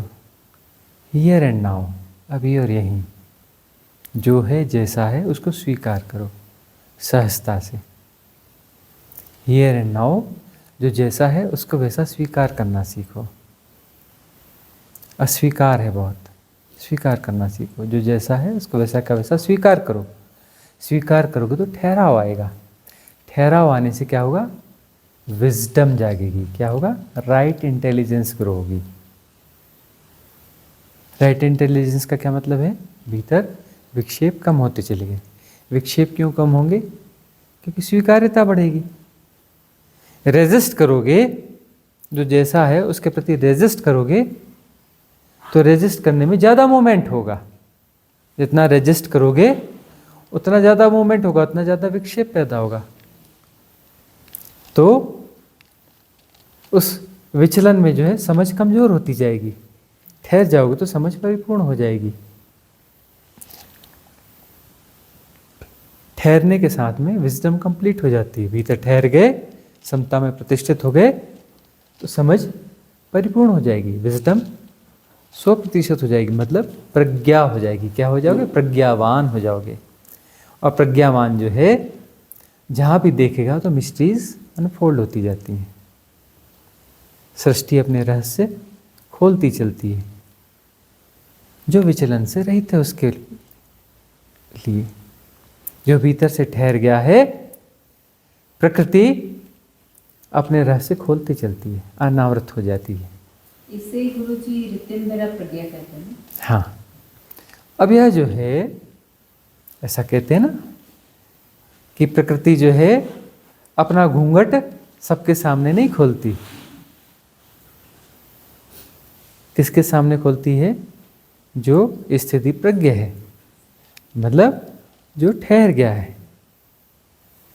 जो ठहर गया है, जो जैसा है, जिसको जैसा का तैसा जानता है, प्रकृति अपने घूंघट उसके सामने खोल देती है, अपने रहस्य अनफोल्ड कर देती है। वहाँ चीज़ें स्पष्ट होंगी। तो हम किसी बड़ी हाइपोथेसिस पे काम करना चाहते हैं और प्राइमरी लेवल के इंस्ट्रूमेंट्स भी हमारे पास नहीं हैं, प्राइमरी लेवल पे हम काम नहीं करना चाहते हैं, तो बात बनेगी नहीं। हाइपोथेसिस हाइपोथेसिस ही रह जाएगी। है ना। बहुत बड़ी हाइपोथेसिस हमने ले ली, ठीक है ना, और बेसिक लेवल पे काम नहीं है। क्या बोलते हैं साइंटिस्ट, गॉड पार्टिकल को खोजना है, गॉड पार्टिकल जो है उसकी मिस्ट्री को अनफोल्ड करना है। अबे गधो, थोड़ा भीतर ठहरो, समझो। ये बड़ी बड़ी मशीनें खोदो, लगाओगे, है ना, धरती के अंदर गुफा अपनी सुरंगें बनाओगे, उसके अंदर स्फोट करोगे, ये करोगे, और उल्टी सीधी थीसिस लिख दोगे, उसको गॉड पार्टिकल का ठप्पा लगा दोगे। अबे तुमने खोजा कुछ और, हाँ, मामूली सी 2-4 चीज़ें कर ली, उस पर गॉड पार्टिकल का हेडिंग लगा दी। गॉड शब्द को क्यों भ्रष्ट कर रहे हो? गॉड पार्टिकल, उसको क्यों भ्रष्ट कर रहे हो? ठीक है, तुम्हारी खोजें हैं, छोटी मोटी खोजें हैं, उसे छोटा मोटा नाम दो ना। काहे उसे गॉड पार्टिकल कहते हो? उसको नाम भी छोटा मोटा कुछ दे दो। तुम्हारी लाखों रिसर्च हैं, उसमें एक और बढ़ जाएगी, और लाखों करोड़ों करते रहना। क्यों भ्रष्ट कर रहे हो किसी शब्द को? ज़्यादा चल रहा है गॉड पार्टिकल, है ना, क्यों भ्रष्ट कर रहे हो? तो ठीक है, सब अपने अपने तल को जी रहे हैं, तो स्थिति प्रज्ञ बनो, मतलब जहाँ हो वहीं ठहरो, जहाँ हो जैसा है उसे जैसा का तैसा जानो। किसी बड़ी हाइपोथेसिस में ना जाओ। लंबी हाइपोथेसिस में जाओगे, एक पैर यहाँ रखा है, अगला पैर दिल्ली में रखोगे, धड़ाम से गिरोगे। एक पैर यहाँ रखा है, एक जो है 2 फुट आगे रखोगे, बात बन जाएगी।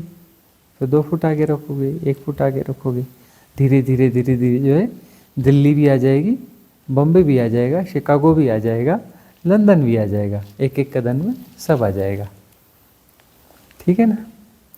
यह जो बात है, ये जनक को जवाब देने वाली बात है ना।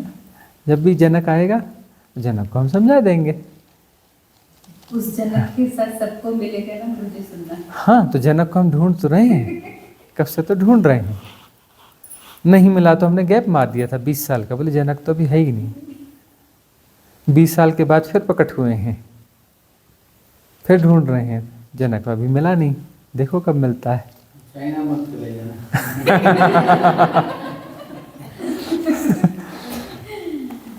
अगला प्रश्न किसका है? आरती जी का है। प्रणाम स्वामी जी। जोर से पूछना पड़ेगा। हाँ जी, प्रणाम स्वामी जी। अभी तो बहुत गहरी चर्चा हो रही थी, मेरा तो अनुभव से रिलेटेड एक क्वेश्चन है। तो मेरे 3-4 साल पहले 2 अनुभव थे।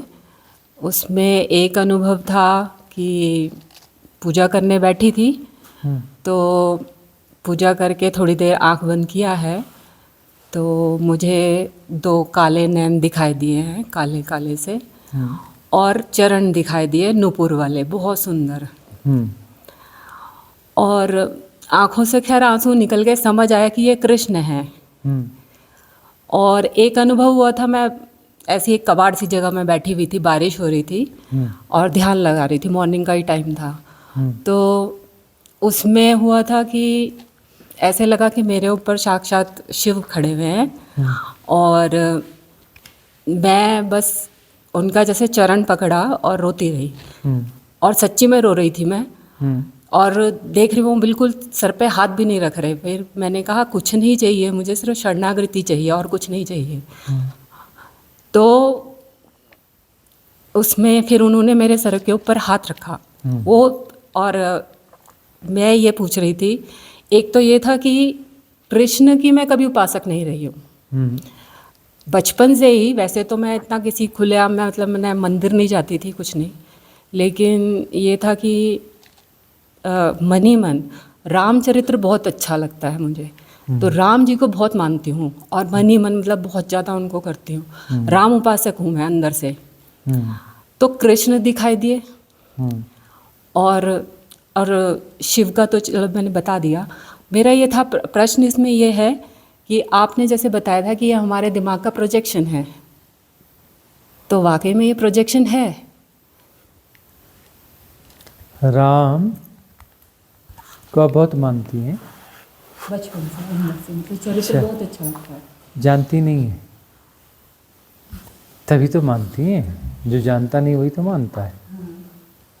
नरूला जी, सूरज को मानते हो?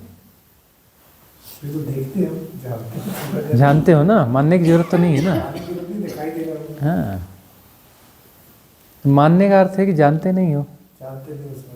उधार कॉन्सेप्ट है। जैसे हम लोग कहते हैं परमात्मा है, कहते हैं। उधार कॉन्सेप्ट है ना।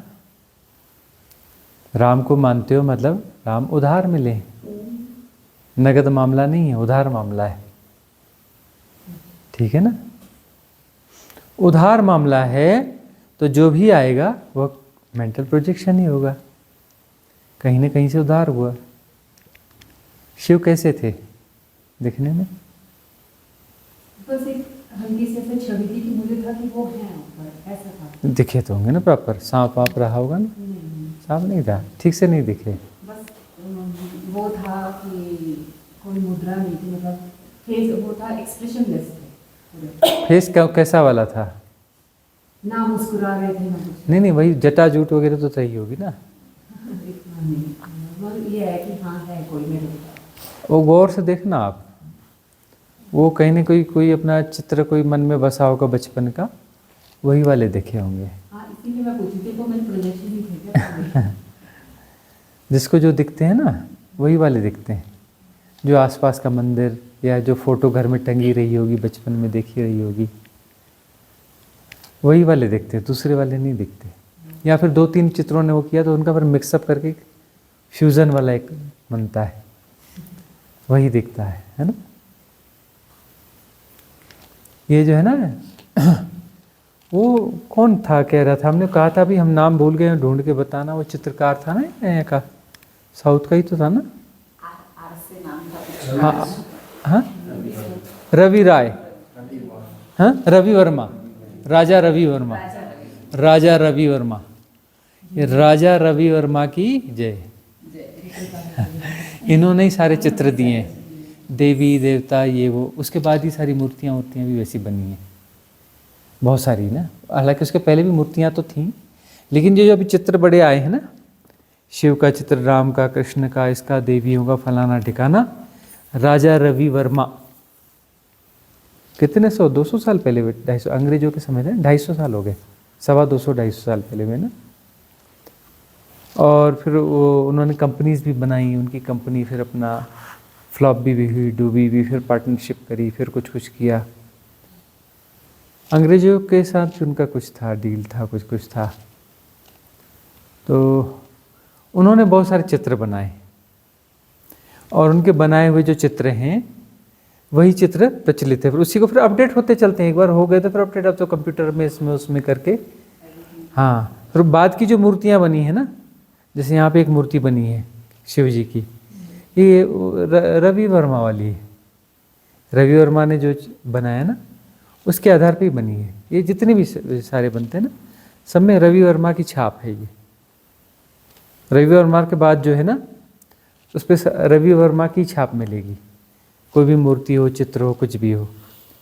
और ये जो है ना, जब भी कुछ ऐसा दिखे तो बोलना राजा रवि वर्मा की जय। क्या बोलना? राजा रवि वर्मा की जय। रवि वर्मा नाम था, राजा रवि वर्मा कहते हैं उसको। राज परिवार से था ना, बाकी कहते हैं उसको राजा रवि वर्मा है। तो जो है ऐसे प्रोजेक्शन आते रहते हैं। लेकिन इसमें एक बात है कि कुछ अतीन्द्रिय क्षमता काम कर रही है, मतलब भीतर संवेदनाओं का विकास हो रहा है, लेकिन वह संवेदनाएं जो है कुछ रॉन्ग डायरेक्शन में जा रही हैं, पूरी तरह से नहीं, आंशिक रूप से। जो भक्ति मार्गी होते हैं ना, बड़े भावुक होते हैं। तो भावुक होते हैं तो प्रोजेक्शन बहुत जल्दी करते हैं, बहुत आसानी से प्रोजेक्शन करते हैं। और उनके प्रोजेक्शंस जो है, मन तो ताकतवर है ही है, उसके पास तो बहुत ताकत है ना। बैकग्राउंड में आत्मा है ना, उसके बैकग्राउंड में परमात्मा है ना, ताकतवर तो होगा ही ना। बैकग्राउंड मजबूत है, उसकी एनर्जी पी रहे, उससे कर रहा है ना, खून पी रहा है ना वहाँ का, परम तत्व से, हाँ, समुद्र से निकाल रहा है ना, तो कमी तो उसके पास कुछ है ही नहीं, कितना भी प्रोजेक्शन कर सकता है। तो वह जो है कुछ भी प्रोजेक्ट कर सकता है मन। मन की ताकत पता है? हिप्नोटाइज कर दो किसी को भी, हिप्नोटाइज करके उसके हाथ में क्या रख दो? जलता हुआ अंगारा रख दो, और उसको क्या बोलो? क्या रखा है? एक नॉर्मल पत्थर रखा है, आराम से रखा रहेगा। 2-4 मिनट, 5 मिनट बाद, 10 मिनट बाद उठा लो, हाथ साफ कर लो। मलहम लगाना पड़ेगा क्या? नहीं लगाना पड़ेगा, जला ही नहीं हाथ, पत्थर रखा था, कैसे जलेगा हाथ? वो तो आपको पता है ना, अंगारा रखा, उस शरीर को तो पता है पत्थर रखा है, तो उस शरीर को जो पता है वही होगा, आपके दिखने से थोड़ी ना होगा। आप डरते रहो, आप है ना, आपको दूर से अंगारे की गर्मी लगेगी, उस हाथ को कुछ नहीं होने वाला, फफोला भी नहीं पड़ेगा, निशान भी नहीं पड़ेगा। मन की पावर है, उसके मन को क्या पता है? साइकोसोमेटिक बॉडी की ये क्या है? पत्थर है, तो फिर हाथ जलेगा नहीं। और फिर उसको हिप्नोटाइज करो, एक पत्थर रख दो, और उसके बाद बोलो जलता हुआ अंगारा तेरे हाथ में रखा है, क्या करेगा? थड़ से ऐसे फेंक देगा, और जलने की बू आएगी, पूरे हाथ में फफोला पड़ चुका होगा, और जलने की गंध भी आएगी, तुरंत वहाँ ट्रीटमेंट की जरूरत पड़ेगी। हाथ को ठीक होने में बहुत दिन लगेंगे। रखा क्या था? पत्थर, लेकिन उस हाथ को ठीक होने में बहुत समय लगेगा। जो भी ट्रीटमेंट चलेगा 15 दिन, 20 दिन, 25 दिन, 1 महीना लगेगा, तब जाके हाथ ठीक होगा। ये क्या है? मन की ताकत। ये मन की ताकत है, मन बहुत ताकतवर होता है। ये जादू टोना ये वो सुनते हो ना, सब मन की ताकत है। बहुत सारे मंत्र काम करते हैं ना, मंत्र यानी मन, यानी मन जिसको दोहराता है वो मंत्र है। चित्त जिसको बार बार दोहराता है और उसमें कुछ भावना डालता है, किसी में शक्ति आएगी, यह होगा, वह होगा, फलाना होगा, ठीक है ना। तो वहां से शक्ति किसने नियोजित करी? मन ने करी है। शक्ति किसने नियोजित करी? मन ने करी है। तो मन बहुत ताकतवर होता है। मन ही पूजा, मन ही धूप। मन को चाहो तो गड्ढे में ले जाए, मन का उपयोग करोगे तो पहाड़ पे चढ़ा दे, शिखर पे पहुंचा दे। क्षमता तो वही है। साधना में यही मन साथ देगा, यही गड्ढे में ले गया था और यही ऊपर ले आएगा। मन से लड़ना नहीं, मन से दुश्मनी नहीं करना। मन एक क्षमता है, तटस्थ क्षमता है। इसका प्रयोग तुम कैसे करते हो तुम्हारे ऊपर निर्भर है। 500 का नोट दिया, 500 का नोट बुरा होता है कि अच्छा होता है? वो तो एक क्षमता है भाई। 500 रुपये का नोट लेके जाओगे, दूध वाले को दोगे तो दूध देगा, दारू वालों को दोगे तो दारू देगा। उसमें किसकी क्या गलती हुई? तुम किस दुकान में गए थे? तुम्हारे ऊपर निर्भर है। तुम इस दुकान में गए कि उस दुकान में गए, तुम्हारे ऊपर है ना। तुम्हारे पास क्षमता है, उसका क्या उपयोग कर रहे हो? इधर कर रहे हो कि उधर कर रहे हो? तुम्हारे पास क्षमता है मन की। तुम उससे धन कमाने में लगे हो, कि पद कमाने में लगे हो, कि ये कमाने लगे हो, कि आत्मानुसंधान कर रहे हो, अपने आप को ढूंढ ले रहे हो, संसार को देख रहे हो ढंग से, वैराग्य का बोध जाग रहा है कि नहीं जाग रहा है। मन का सदुपयोग करोगे तो वैराग्य का बोध जागेगा, और फिर वैराग्य का बोध जागेगा तो फिर साधना सघन होगी, साधना सघन होगी तो फिर वीतरागी हो जाओगे। वीतरागी हो जाओगे मतलब समता में प्रतिष्ठित हो जाओगे। समता में प्रतिष्ठित हो जाओगे मतलब साक्षित्व घटित हो जाएगा। साक्षित्व घटित हो जाएगा तो साक्षित्व धीरे धीरे निर्मल हो जाएगा, साक्षित्व भी पिघल जाएगा, आत्मा भी पिघल जाएगी, परमात्मा भी पिघल जाएगा, सारे कॉन्सेप्ट पिघल जाएंगे, मुक्ति भी पिघल जाएगी, मोक्ष भी पिघल जाएगा, निर्वाण भी पिघल जाएगा, कैवल्य भी पिघल जाएगा, महापरिनिर्वाण भी पिघल जाएगा, सब पिघल जाएगा, सब चला जाएगा। जय सिया राम।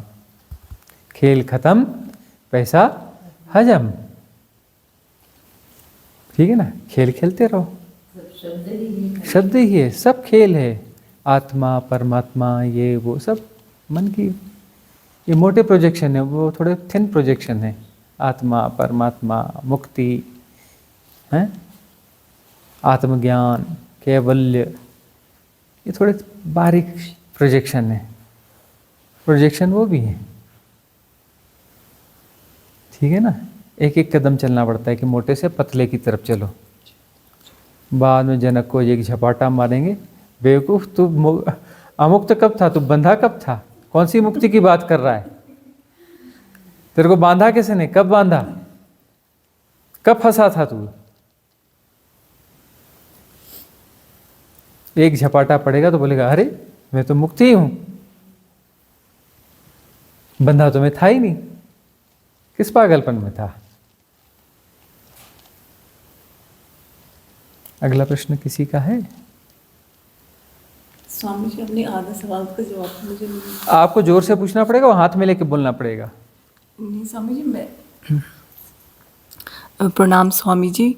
जैसे कुछ सवाल का जवाब तो आपने मुझे इसी में दे दिया जो इन्होंने प्रश्न पूछा, लेकिन मैं ये जानना चाहती थी कि जैसे जो हायर एनर्जीज होती हैं वो हम उनसे कैसे कांटेक्ट करते हैं या वो हमें कांटेक्ट करती हैं, तो ये क्या है, प्लीज़ इस पे थोड़ा सा प्रकाश डालिए।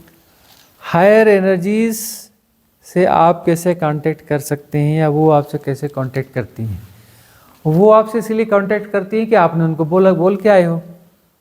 वो जो है मुझसे बीच में मेरे को थोड़ा सा वो बोलते हैं ना, एक वो शब्द हमें फिर से ख्याल आ रहा है, एक शब्द है तुतारी, छत्तीसगढ़ में, और हाँ उधर अपना MP के कुछ शब्द इलाकों में बोलते हैं तुतारी। एक बांस की डंडी होती है, उसमें छोटी सी कील ठुकी रहती है, बैलों को लगाते हैं, तो तुतारी मारने से वह दौड़ता है, उसको थोड़ा सा जागरूकता आती है। तो जो है बोल के आए हो कि तुतारी लगाना हमको बीच में टोचा लगाते रहना। वहीं से तो आए हो ना, उच्च लोक के देवता रहे हो, वहीं से तो जन्म लिए हो ना। यहाँ पर जो साधना में गहरे हैं, जो हमारे पास आते हैं, उसमें ज़्यादातर लोग कौन होते हैं? वही होते हैं जो उच्च लोक के देवता हैं। और वहाँ बोल के आते हैं मैं जा रहा हूँ माया के चक्कर में, माया में फंसूंगा, मुझे टोचा मारते रहना, मुझे टोचा मारते रहना। हाँ, तो वो हम खुद बोल के आए हैं, तो वो संपर्क करते रहती हैं। तो चाहे माया में मत फंस, देख नहीं तो फिर वापस आ जाएगा वहीं। माया में मत फंस, जाग जाग जाग, वही टोचा मार मार के यहाँ ले आती हैं। चलो उधर जाओ, साधना करो। वही अपना वो वीडियो ला के सामने रखती है, ये सुनो ये सुनो, बोलती चलो उधर चलो चलो चलो, वो टोचा मारते जाओ, उधर जाओ उधर जाओ उधर जाओ।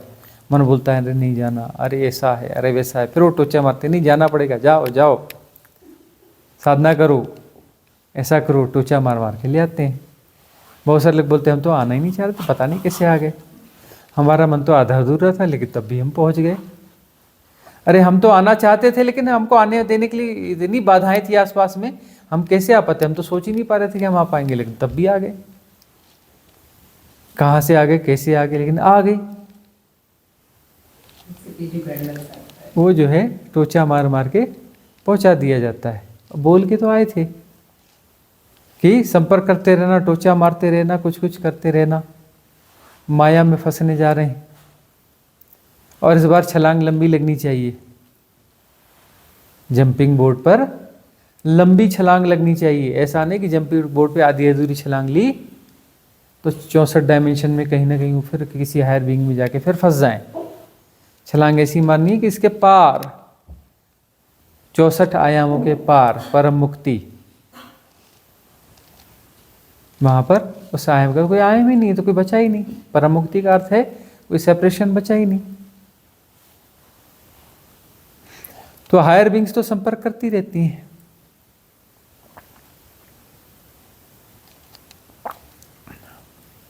वो आपके सखा है ना, आपके साथी हैं, आपके बंधु हैं, उन्हें आप बोल के आए।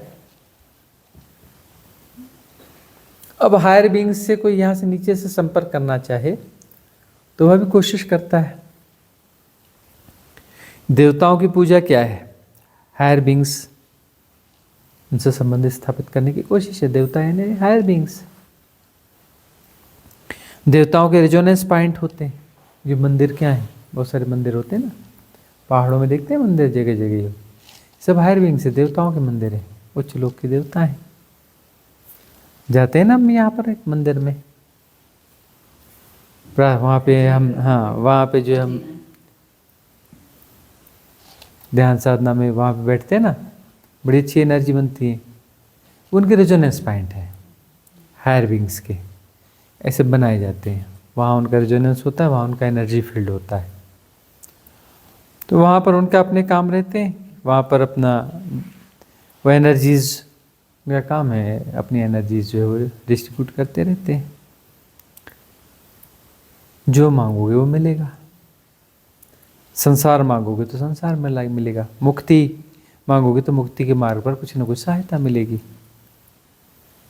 अब तुमने ही गलत मांगा तो तुम्हारी गलती है, देवता की क्या गलती है? तुम्हारी प्रायोरिटी खराब थी, तुम्हारी प्रायोरिटी गड़बड़ थी, तुमने गलत चीज मांगी, तुम उलझ रहे हो संसार में गलत चीज मांगकर। तुमने वहां जाके मांगा क्या कि हमें मुक्ति में सहयोग, मुक्ति के मार्ग का मार्ग प्रशस्त करना, मुक्ति के मार्ग की बाधाओं को हटा देना। तो बोलेंगे ठीक है, इतना इतना हमारे हाथ में है, उतना हम कर देंगे, तुम्हारी जो थोड़ी थोड़ी बाधाएं हटा देंगे, कुछ सहूलियतें चाहिए जुगाड़ बना देंगे भाई, साधना से रिलेटेड। मांगोगे तब तो वो हेल्प मिलेगी। उनसे मांग रहे हो किसी धन देना है, वो देना तो ले भाई, तेरे को कचरा कूड़ा चाहिए वही ले, तेरे को जो चाहिए ले। लेकिन कितना देंगे? तेरे कर्म प्रारब्ध के हिसाब से जितना होगा उतना ही देंगे, उससे ज़्यादा देंगे नहीं। थोड़ा बहुत 19-20 कर देंगे, उससे ज़्यादा वाला चक्कर मत करना। तो हायर बींग्स जो है उनसे मनुष्य हमेशा जुड़ने की कोशिश करता है। अभी थोड़ा सा मुश्किल हो गया है, 500-100 हज़ार साल पहले तक थोड़ा आसान था। यहाँ पहाड़ों में तो 100-150 साल पहले भी आसान था, आपस में इंटैक्ट हुआ करते थे, आसानी से बुला लेते थे, आसानी से गपशप भी करते थे, है ना, बैठ के टाइम पास भी करते थे, देवताओं को बुला लिया करते थे।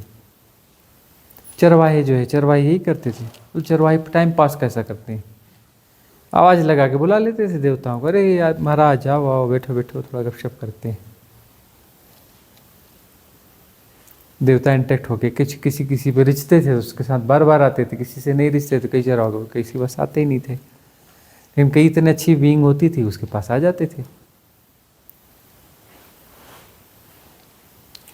और उनसे अपना गपशप किया करते थे। तो वो मतलब एनर्जी फॉर्म में आ जाते हैं।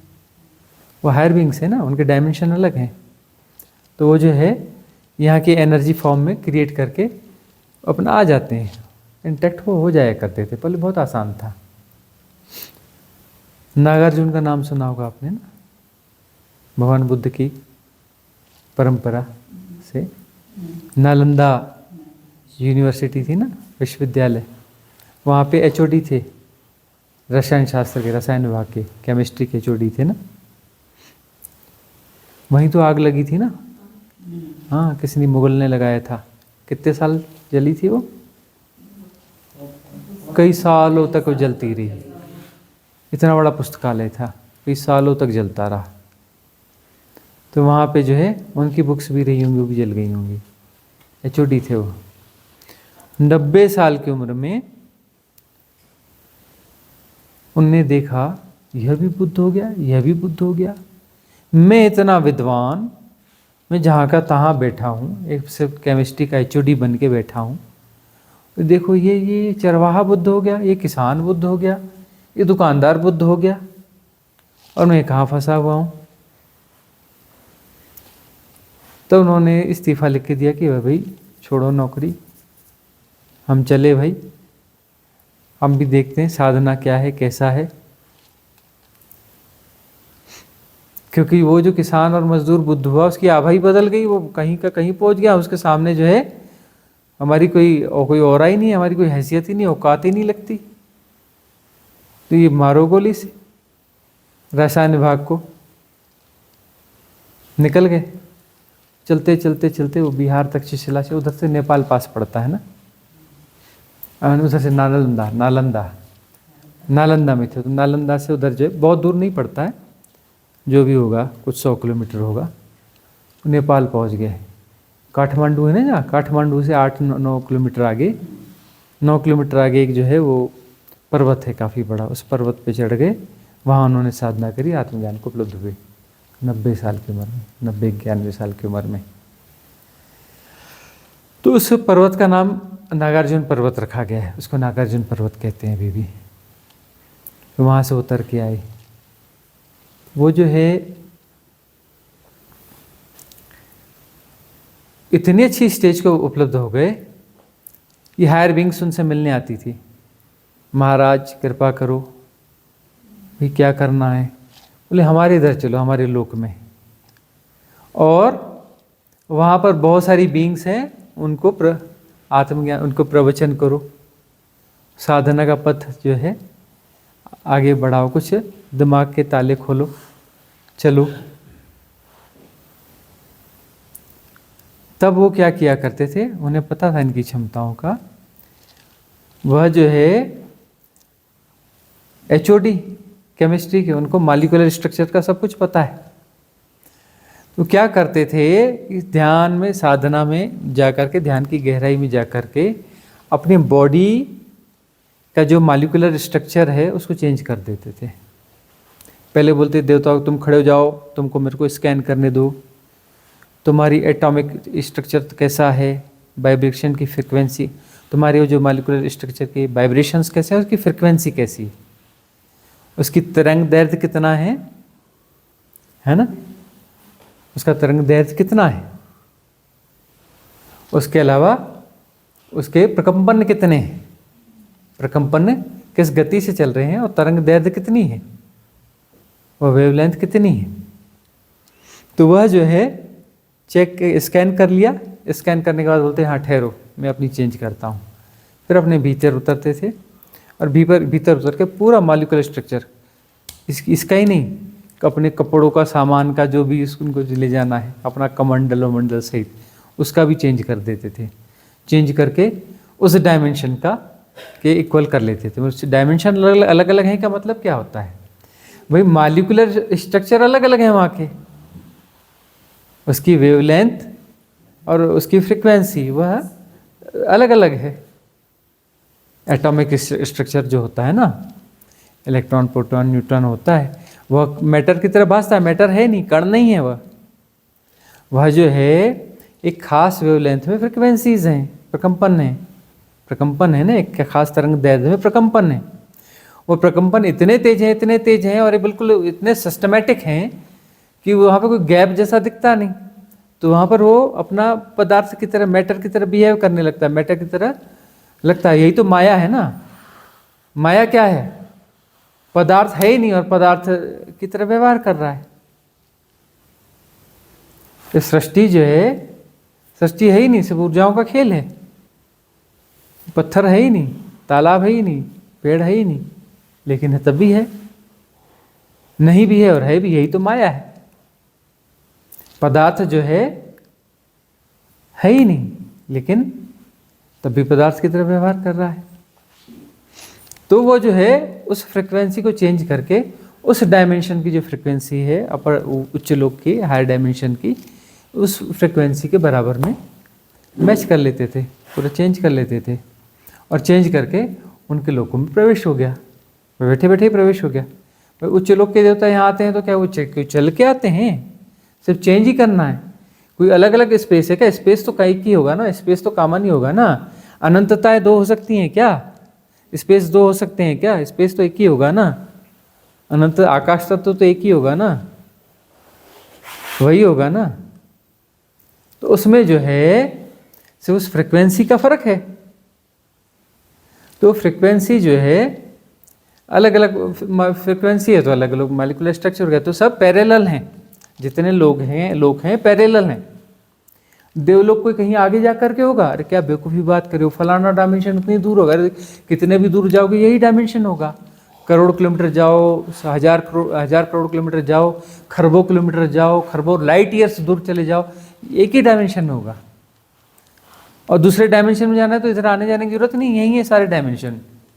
64 के 64 डायमेंशन यहीं पर है, यहीं पर हर जगह पर, कहीं भी जाओ सब जगह 64 है। 64 वो लेयर्स हैं,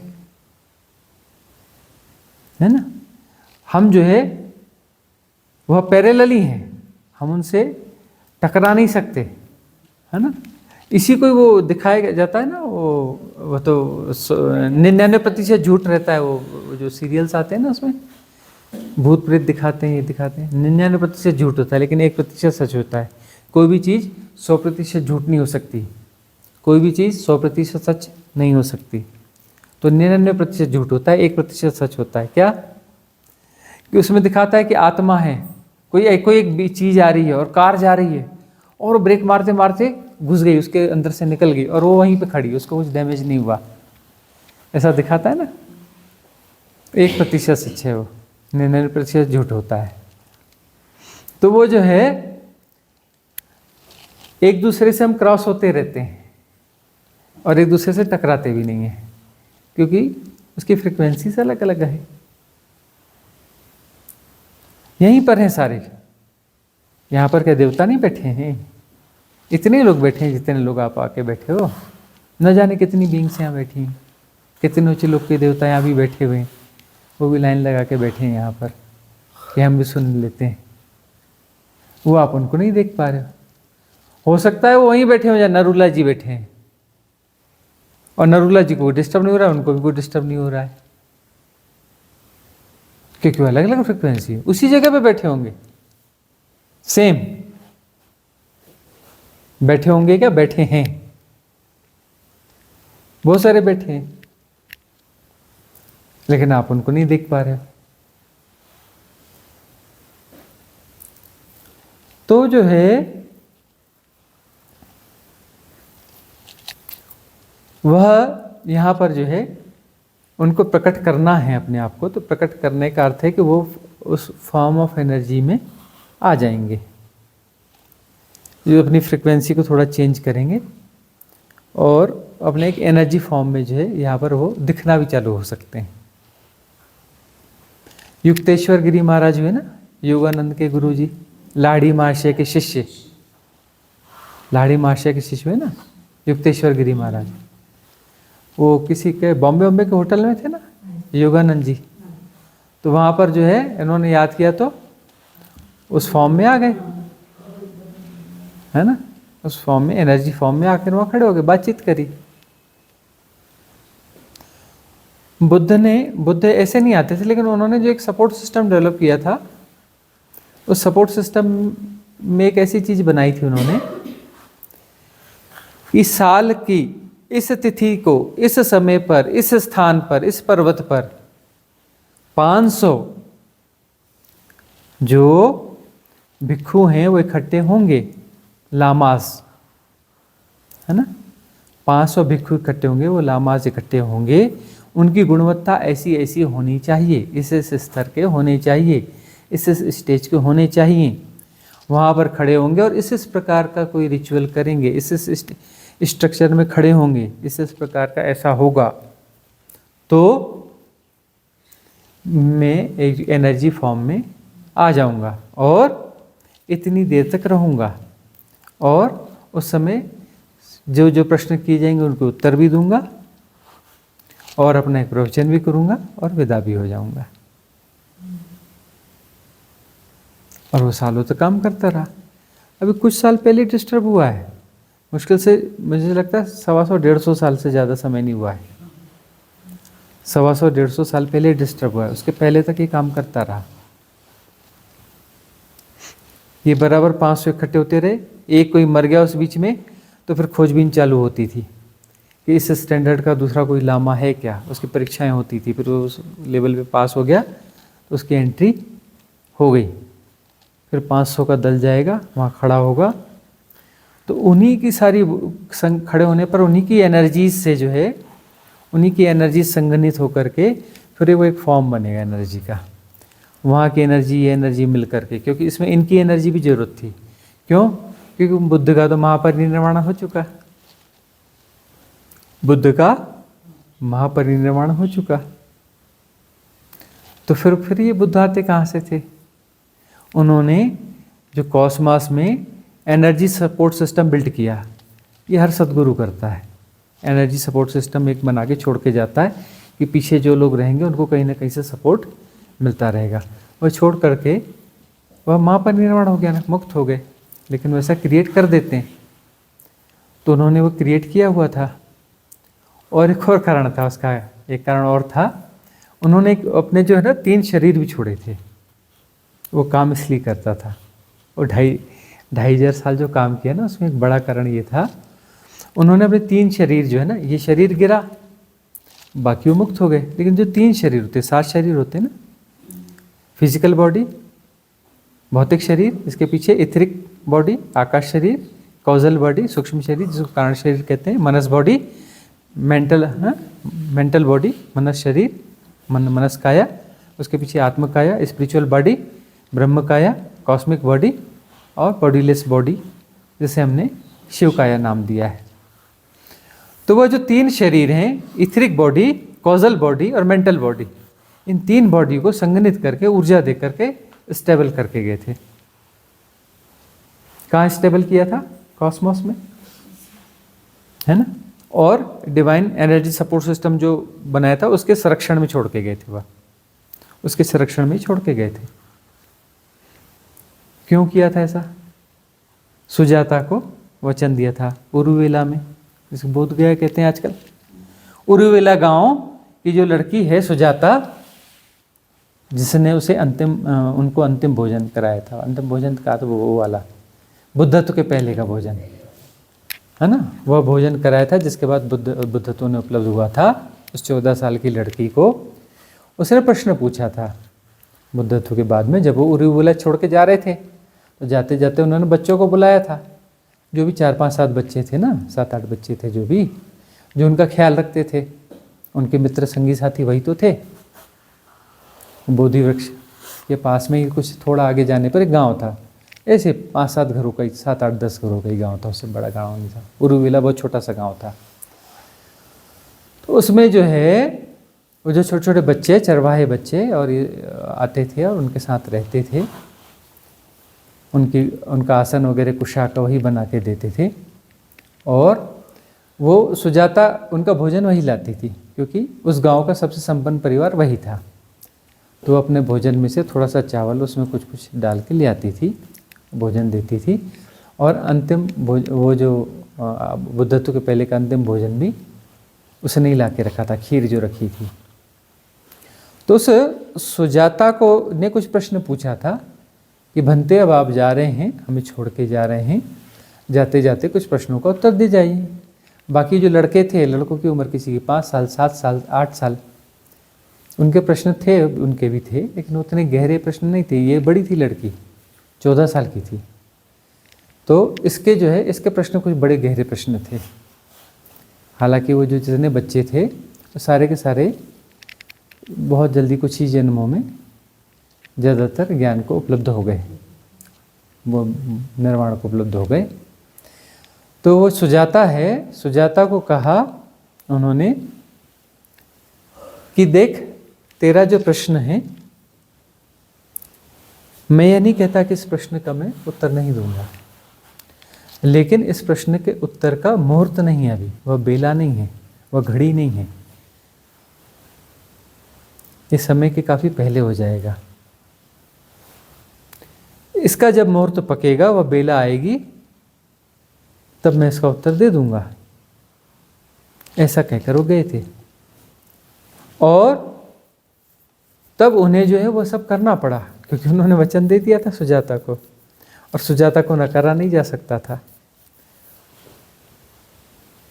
सुजाता का बड़ा अहम रोल है बुद्ध के जीवन में, तो सुजाता की किसी बात को वो छोड़ नहीं सकते थे। तो इसीलिए उन्होंने जो है महान परिनिर्वाण के वक्त में जो जिस वृक्ष के पीछे जा कर के वहाँ चबूतरे पर थे और इधर सबको सामने लगा रखा था, शरीर छोड़ने में बड़ा समय लगाया था, बहुत काम किया उन्होंने, बहुत काम किया। वो 3 शरीरों को ऊर्जाएं दे करके उसके संरक्षण में छोड़ दिया, divine cosmic energy support system. वो तो काफ़ी समय से बना रहे होंगे, काफ़ी पहले से बनाना चालू कर देते हैं, शरीर छोड़ने के पहले। हाँ, कब महीनों सालों पहले से काम चालू कर देते हैं। तो वह जो है उसके संरक्षण में छोड़ा। तो वह 3 शरीर जो है ना, उनका भी रोल था। वो जो आती थी ना बॉडी वहाँ पर, और वह स्वरूप लेती थी तिब्बत के उस पहाड़ पर, और बुद्ध जो प्रकट होकर के प्रश्नों के उत्तर भी देते थे, प्रवचन भी करते थे। तो वो बॉडी वहाँ पर चलती थी ना, इसलिए वो ऐसा संभव हो पाता था। उसका बड़ा रोल ये था। और बॉडी जैसी वो डिस्टर्ब हुई, उसका खेल ख़त्म, फिर उसका तो खेल ख़त्म हुआ फिर बाद में। लेकिन तब तक जो है वह काम करता रहा, और उसे उस बॉडी को जन्म लेना था मैत्रेय के नाम से, और जन्म लेना था, और उसके माध्यम से सुजाता को उत्तर दिया जाना था। तो वो तो हमने कथा कही है, पहले सुनी होगी आपने, वो कथा तो तफसील से कही है। गुरुजी वो प्रश्न अनफोल्ड नहीं किया था? नहीं, उसका जब समय पकेगा तब। उसका जब उत्तर दिया गया तो कोई तीसरा मौजूद था नहीं, तीसरे को मौजूदगी की अनुमति भी नहीं थी, है ना। और वो नहीं कहा जा सकता, अभी भी नहीं कहा जा सकता। सिर्फ सुजाता को उत्तर देने की घड़ी आ गई थी, तो सुजाता को उत्तर दे दिया गया। लेकिन वह प्रश्न और उत्तर जो है इस सृष्टि के सामने अभी नहीं रखा जा सकता, इसलिए उसे अनफोल्ड नहीं किया जाएगा। जब होगा तब अनफोल्ड कर दिया जाएगा। आप कितने ही बार बोलो, उसको हम अनफोल्ड नहीं करेंगे, है ना। जब उसका समय पकेगा तब वह चीज़ दे दी जाएगी, उसके पहले नहीं दी जाएगी। एक चीज अनफोल्ड करोगे गुरुजी, आपकी एनलाइटनमेंट की घटना। बस मेरे मन में यही चल रहा था गुरुजी। आज आपने ही बात बताई। उसके बारे में वो फिर कभी बताएंगे।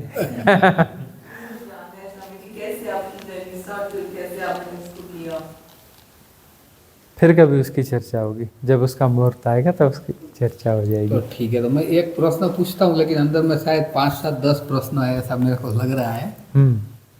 जैसे 72,000 नाड़ियाँ है, उससे संलग्न सब चक्र है, तो चक्रास को सीधा बाईपास करके सीधा सहस्त्रार पे काम किया जा सकता है कि नहीं?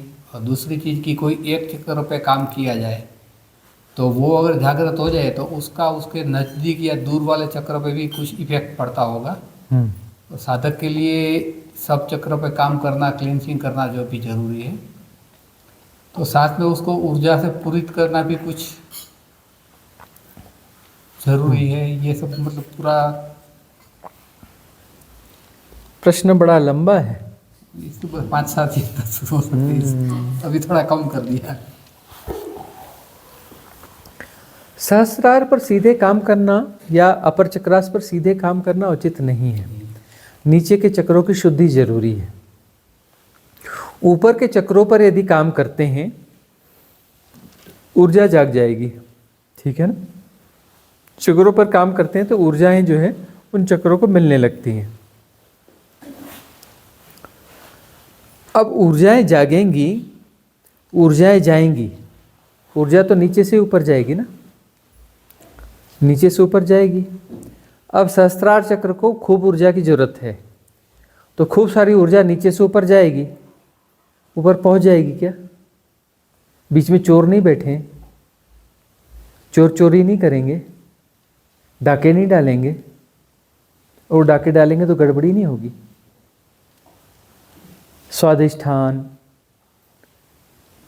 मणिपुर, अनाहत, विशुद्धि, ये तो ठीक है, लेकिन ये जो स्वाधिष्ठान डाका डालेगा, मणिपुर डाका डालेगा, तो बड़े खतरनाक हैं, खतरनाक चोर हैं, ये तो खतरनाक डकैत हैं। ऊर्जा का बड़ा हिस्सा ये चोरी कर जाएंगे, और ये ऊर्जा किनको मिल जाएगी? सारे विकारों को मिल जाएगी, ठीक है ना। सिद्धियां सुनी है ना।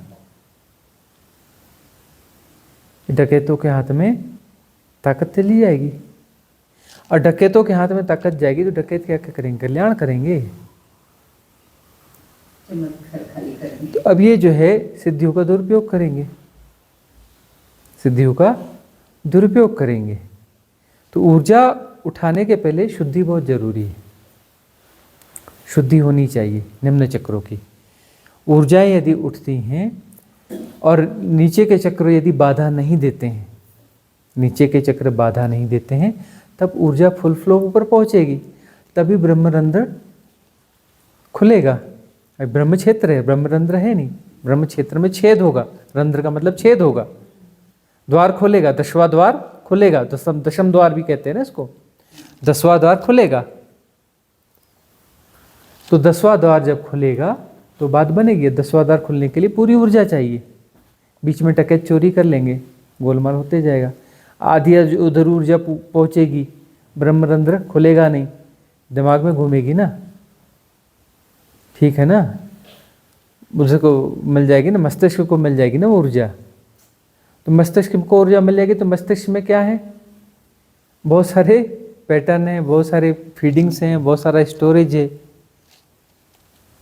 बहुत सारी जानकारियाँ हैं, इन्फॉर्मेशन है, घटनाएं हैं, दुर्घटनाएं हैं, सब हैं, सबको ऊर्जा मिलेगी ना, सब एक साथ एक्टिवेट नहीं हो जाएंगे। एक कमरे में एक टीवी लगाओ और देखो, अब एक कमरे में 10,000 टीवी लगाओ और देखो क्या होगा, पागल ना हो जाओगे। क्या होता है पागलपन, क्या बोलते हैं, ओलिया, और क्या क्या बोलते हैं, परमहंस, और क्या क्या बोलते हैं, हाँ वही सब, ये कुछ कुछ कई कई नाम दे देते हैं ना, क्या क्या बोलते हैं, सब पागल हो जाते हैं ना। बोले साधना करते करते क्या हो गया, पागल हो गया। क्या हो गया, पागल हो गया। शुद्धि नहीं करोगे तो यही तो होगा ना। तो इसका मतलब ये हुआ ना कि चक्रों की शुद्धि करो और उसके बाद आप किसी भी चक्र पे अवधान लगा सकते हो। किसी चक्र पे अवधान क्यों करना है, सातों चक्रों की शुद्धि करते चलो, चक्रों को थोड़े ना जगाना, चक्रों की सब शुद्धि करनी है और वो नॉर्मली एक्टिव हो जाए। अभी एबनॉर्मली एक्टिव है, उनमें विकार है ना, उनकी गति जो स्वाभाविक नहीं है, उसमें विकार हैं जो बाधा बन रहे हैं। तो विकारों की सारी शुद्धि हो जाए तो शुद्धि हो गई और सातों चक्र जो है नॉर्मली एक्टिव हो गए, नॉर्मली एक्टिव हो गए तो फिर ब्रह्मरंध्र खुलेगा। अरे चक्रों के पार जाना है, ठीक है ना, सातों चक्र अलाइनमेंट में हो जाएं, अंततः तो चक्रों के ही पार होना है ना। तो हमको ये कैसे पता चले कि हमारे कौन से चक्र पे अभी विकार ज़्यादा है, मेहनत करने की ज़्यादा जरूरत है या ब्लॉकेज? वो तो सब पता चलेगा कि काम, क्रोध, मद, लोभ, मोह, दंभ, दर्प, गर्व, अहम, ईर्ष्या, द्वेष, वैर, मात्सर्य, घृणा, भय, प्रमाद, कौन सा विकार एक्टिव है। ये विकार एक्टिव मतलब इसी इन्हीं चक्रों से रिलेटेड है, यहाँ से लेके यहीं तक है मामला। तो लास्ट क्वेश्चन ये कि लगभग हर विधि में बहुत गहरे भाव करने का बोला जाता है, तो इसका मतलब ये समझे कि हार्ट चक्र का मतलब उसकी शुद्धि भी जरूरी है, उसकी क्षमता को भी विकास करना जरूरी है। तो उसके लिए इंटेंसिव विधि तो करते हैं, लेकिन और भी कुछ रूटीन में, डेली रूटीन में भी छोटे मोटे प्रयोग किया। वैसे जो है ना, ये हार्ट चक्र की शुद्धि के लिए एक विधि हमने दी है, क्षमा याचना मंगल कामना ध्यान, है ना। ये हार्ट चक्र को बहुत अच्छे से क्लीन करता है। इसको हमने नाम नहीं दिया है वैसे हार्ट चक्र का, ये वर्ष, और क्षमा याचना मंगल कामना ध्यान दिया है, क्योंकि वो अपना करते रहे और काम अपने आप हो जाएगा। हम इससे जोड़ना नहीं चाहते थे इसको, किससे जोड़ो या ये करो, बस वो करो, हार्ट चक्र अपने आप प्योरीफाई हो जाएगा, ज़बरदस्त तरीके से प्योरीफाई होगा। इवन दूसरे चक्रों की भी प्यूरिफिकेशन उसमें बहुत कुछ हो जाता है। वो इस तरीके से होता है कि इसका दूसरे चक्रों पर प्रभाव पड़ता है। आपका प्रश्न था ना, ये जब क्लीन होगा तो नीचे के चक्रों को भी काफ़ी हद तक क्लीन कर देगा। तो बहुत गजब की विधि है वो, क्षमा याचना मंगल कामना ध्यान। दिखती साधारण है, असाधारण विधि, बहुत असाधारण विधि है। लोअर चक्र की क्लीनिंग बहुत मुश्किल काम है, अपर चक्र को एक्टिवेट करना आसान है। हालांकि उन्हें अपर चक्र एक्टिवेशन की एक मेथड भी दी हुई है, लेकिन एक्चुअली वो उन लोगों के लिए ज़्यादा अच्छी है जिनकी साधना थोड़ी ठीक ठीक हो चुकी है, जो कैथारसिस, जिब्रिश वगैरह थोड़ा अच्छा कर चुके हैं, उनके लिए अच्छी है। लेकिन ये क्षमा याचना मंगल कामना ध्यान करना बहुत जरूरी है। ये करते चलो, ये करते चलो, तो नीचे के चक्रों की शुद्धि आसान हो जाएगी। सप्त चक्र संधान, जो 7 चक्र अलाइनमेंट मेडिटेशन है, वह आपका ज़्यादा अच्छे से काम कर पाएगा। क्षमा याचना मंगल कामना ध्यान इसलिए हर साधक को जरूर करना चाहिए। तो आपने एक लेक्चर में शायद बोला था कि नाद ब्रह्म ध्यान है वो अनाहत चक्र तक काम करता है या ऐसा कुछ। तो हाँ। नाद ब्रह्म जो ओशो वाला है 1 हाँ घंटे का, हाँ हाँ। तो वो क्या मैग्नेटिक एनर्जी फील्ड पे या कैसे काम करता है वो एक्चुअली ऐसा है कि कॉस्मॉस की जो एनर्जी है उसके साथ अपना रेजोनेंस बैठालना है और उसको जो है हमारे विकार लोअर चक्रास की जो के विकार हैं उसको हम ट्रांसफ़र कर देते हैं, उसको देते हैं, इसको ले जा करके दूर ले जा लो हमसे, इसको कैरी करके हमसे दूर ले जा लो। और जो है एक्चुअली दूर ले जाओ क्या होता है कि पूरी एक प्रोसेस होती है, ऊर्जा वही होती है, वो ले जाओ और उसी को शुद्ध करके नॉर्मल करके वापस ले आके फिर वहीं नाभि से निकाल के ले जाते हैं, वापस नाभि में प्रवेश करवा देते हैं, है ना। घृणा जाएगी और प्रेम बन के वापस आ जाएगी। उसमें भी ये है कि भाव करना है कि भाई हमारी ऊर्जा जा रही है, भाव करना हर किसी के बस में है। इसलिए क्षमा याचना मंगल कामना ध्यान, उसके बगैर अनाहत चक्र शुद्ध नहीं हो सकता। ये विधि दी इसलिए है। ये छोटे छोटे जैसे कुत्ते को रोटी खे मतलब प्यार से हर छोटे बड़े क्रिएचर के साथ पेश आओ, उसके साथ प्रेम पूर्ण हो, वृक्ष के साथ, तो ऐसे भी थोड़े बहुत कुछ कर सकते हैं। हाँ वह चीज़ें भी हैं। बाकी यह विधि तो बहुत चमत्कारिक विधि है, विधि कर लो बाकी सारी चीज़ें अपने आप हो जाएंगी। क्षमा याचना मंगल कामना ध्यान जो बहुत ज़्यादा एक्टिव विधि है, बहुत मतलब कारगर विधि है।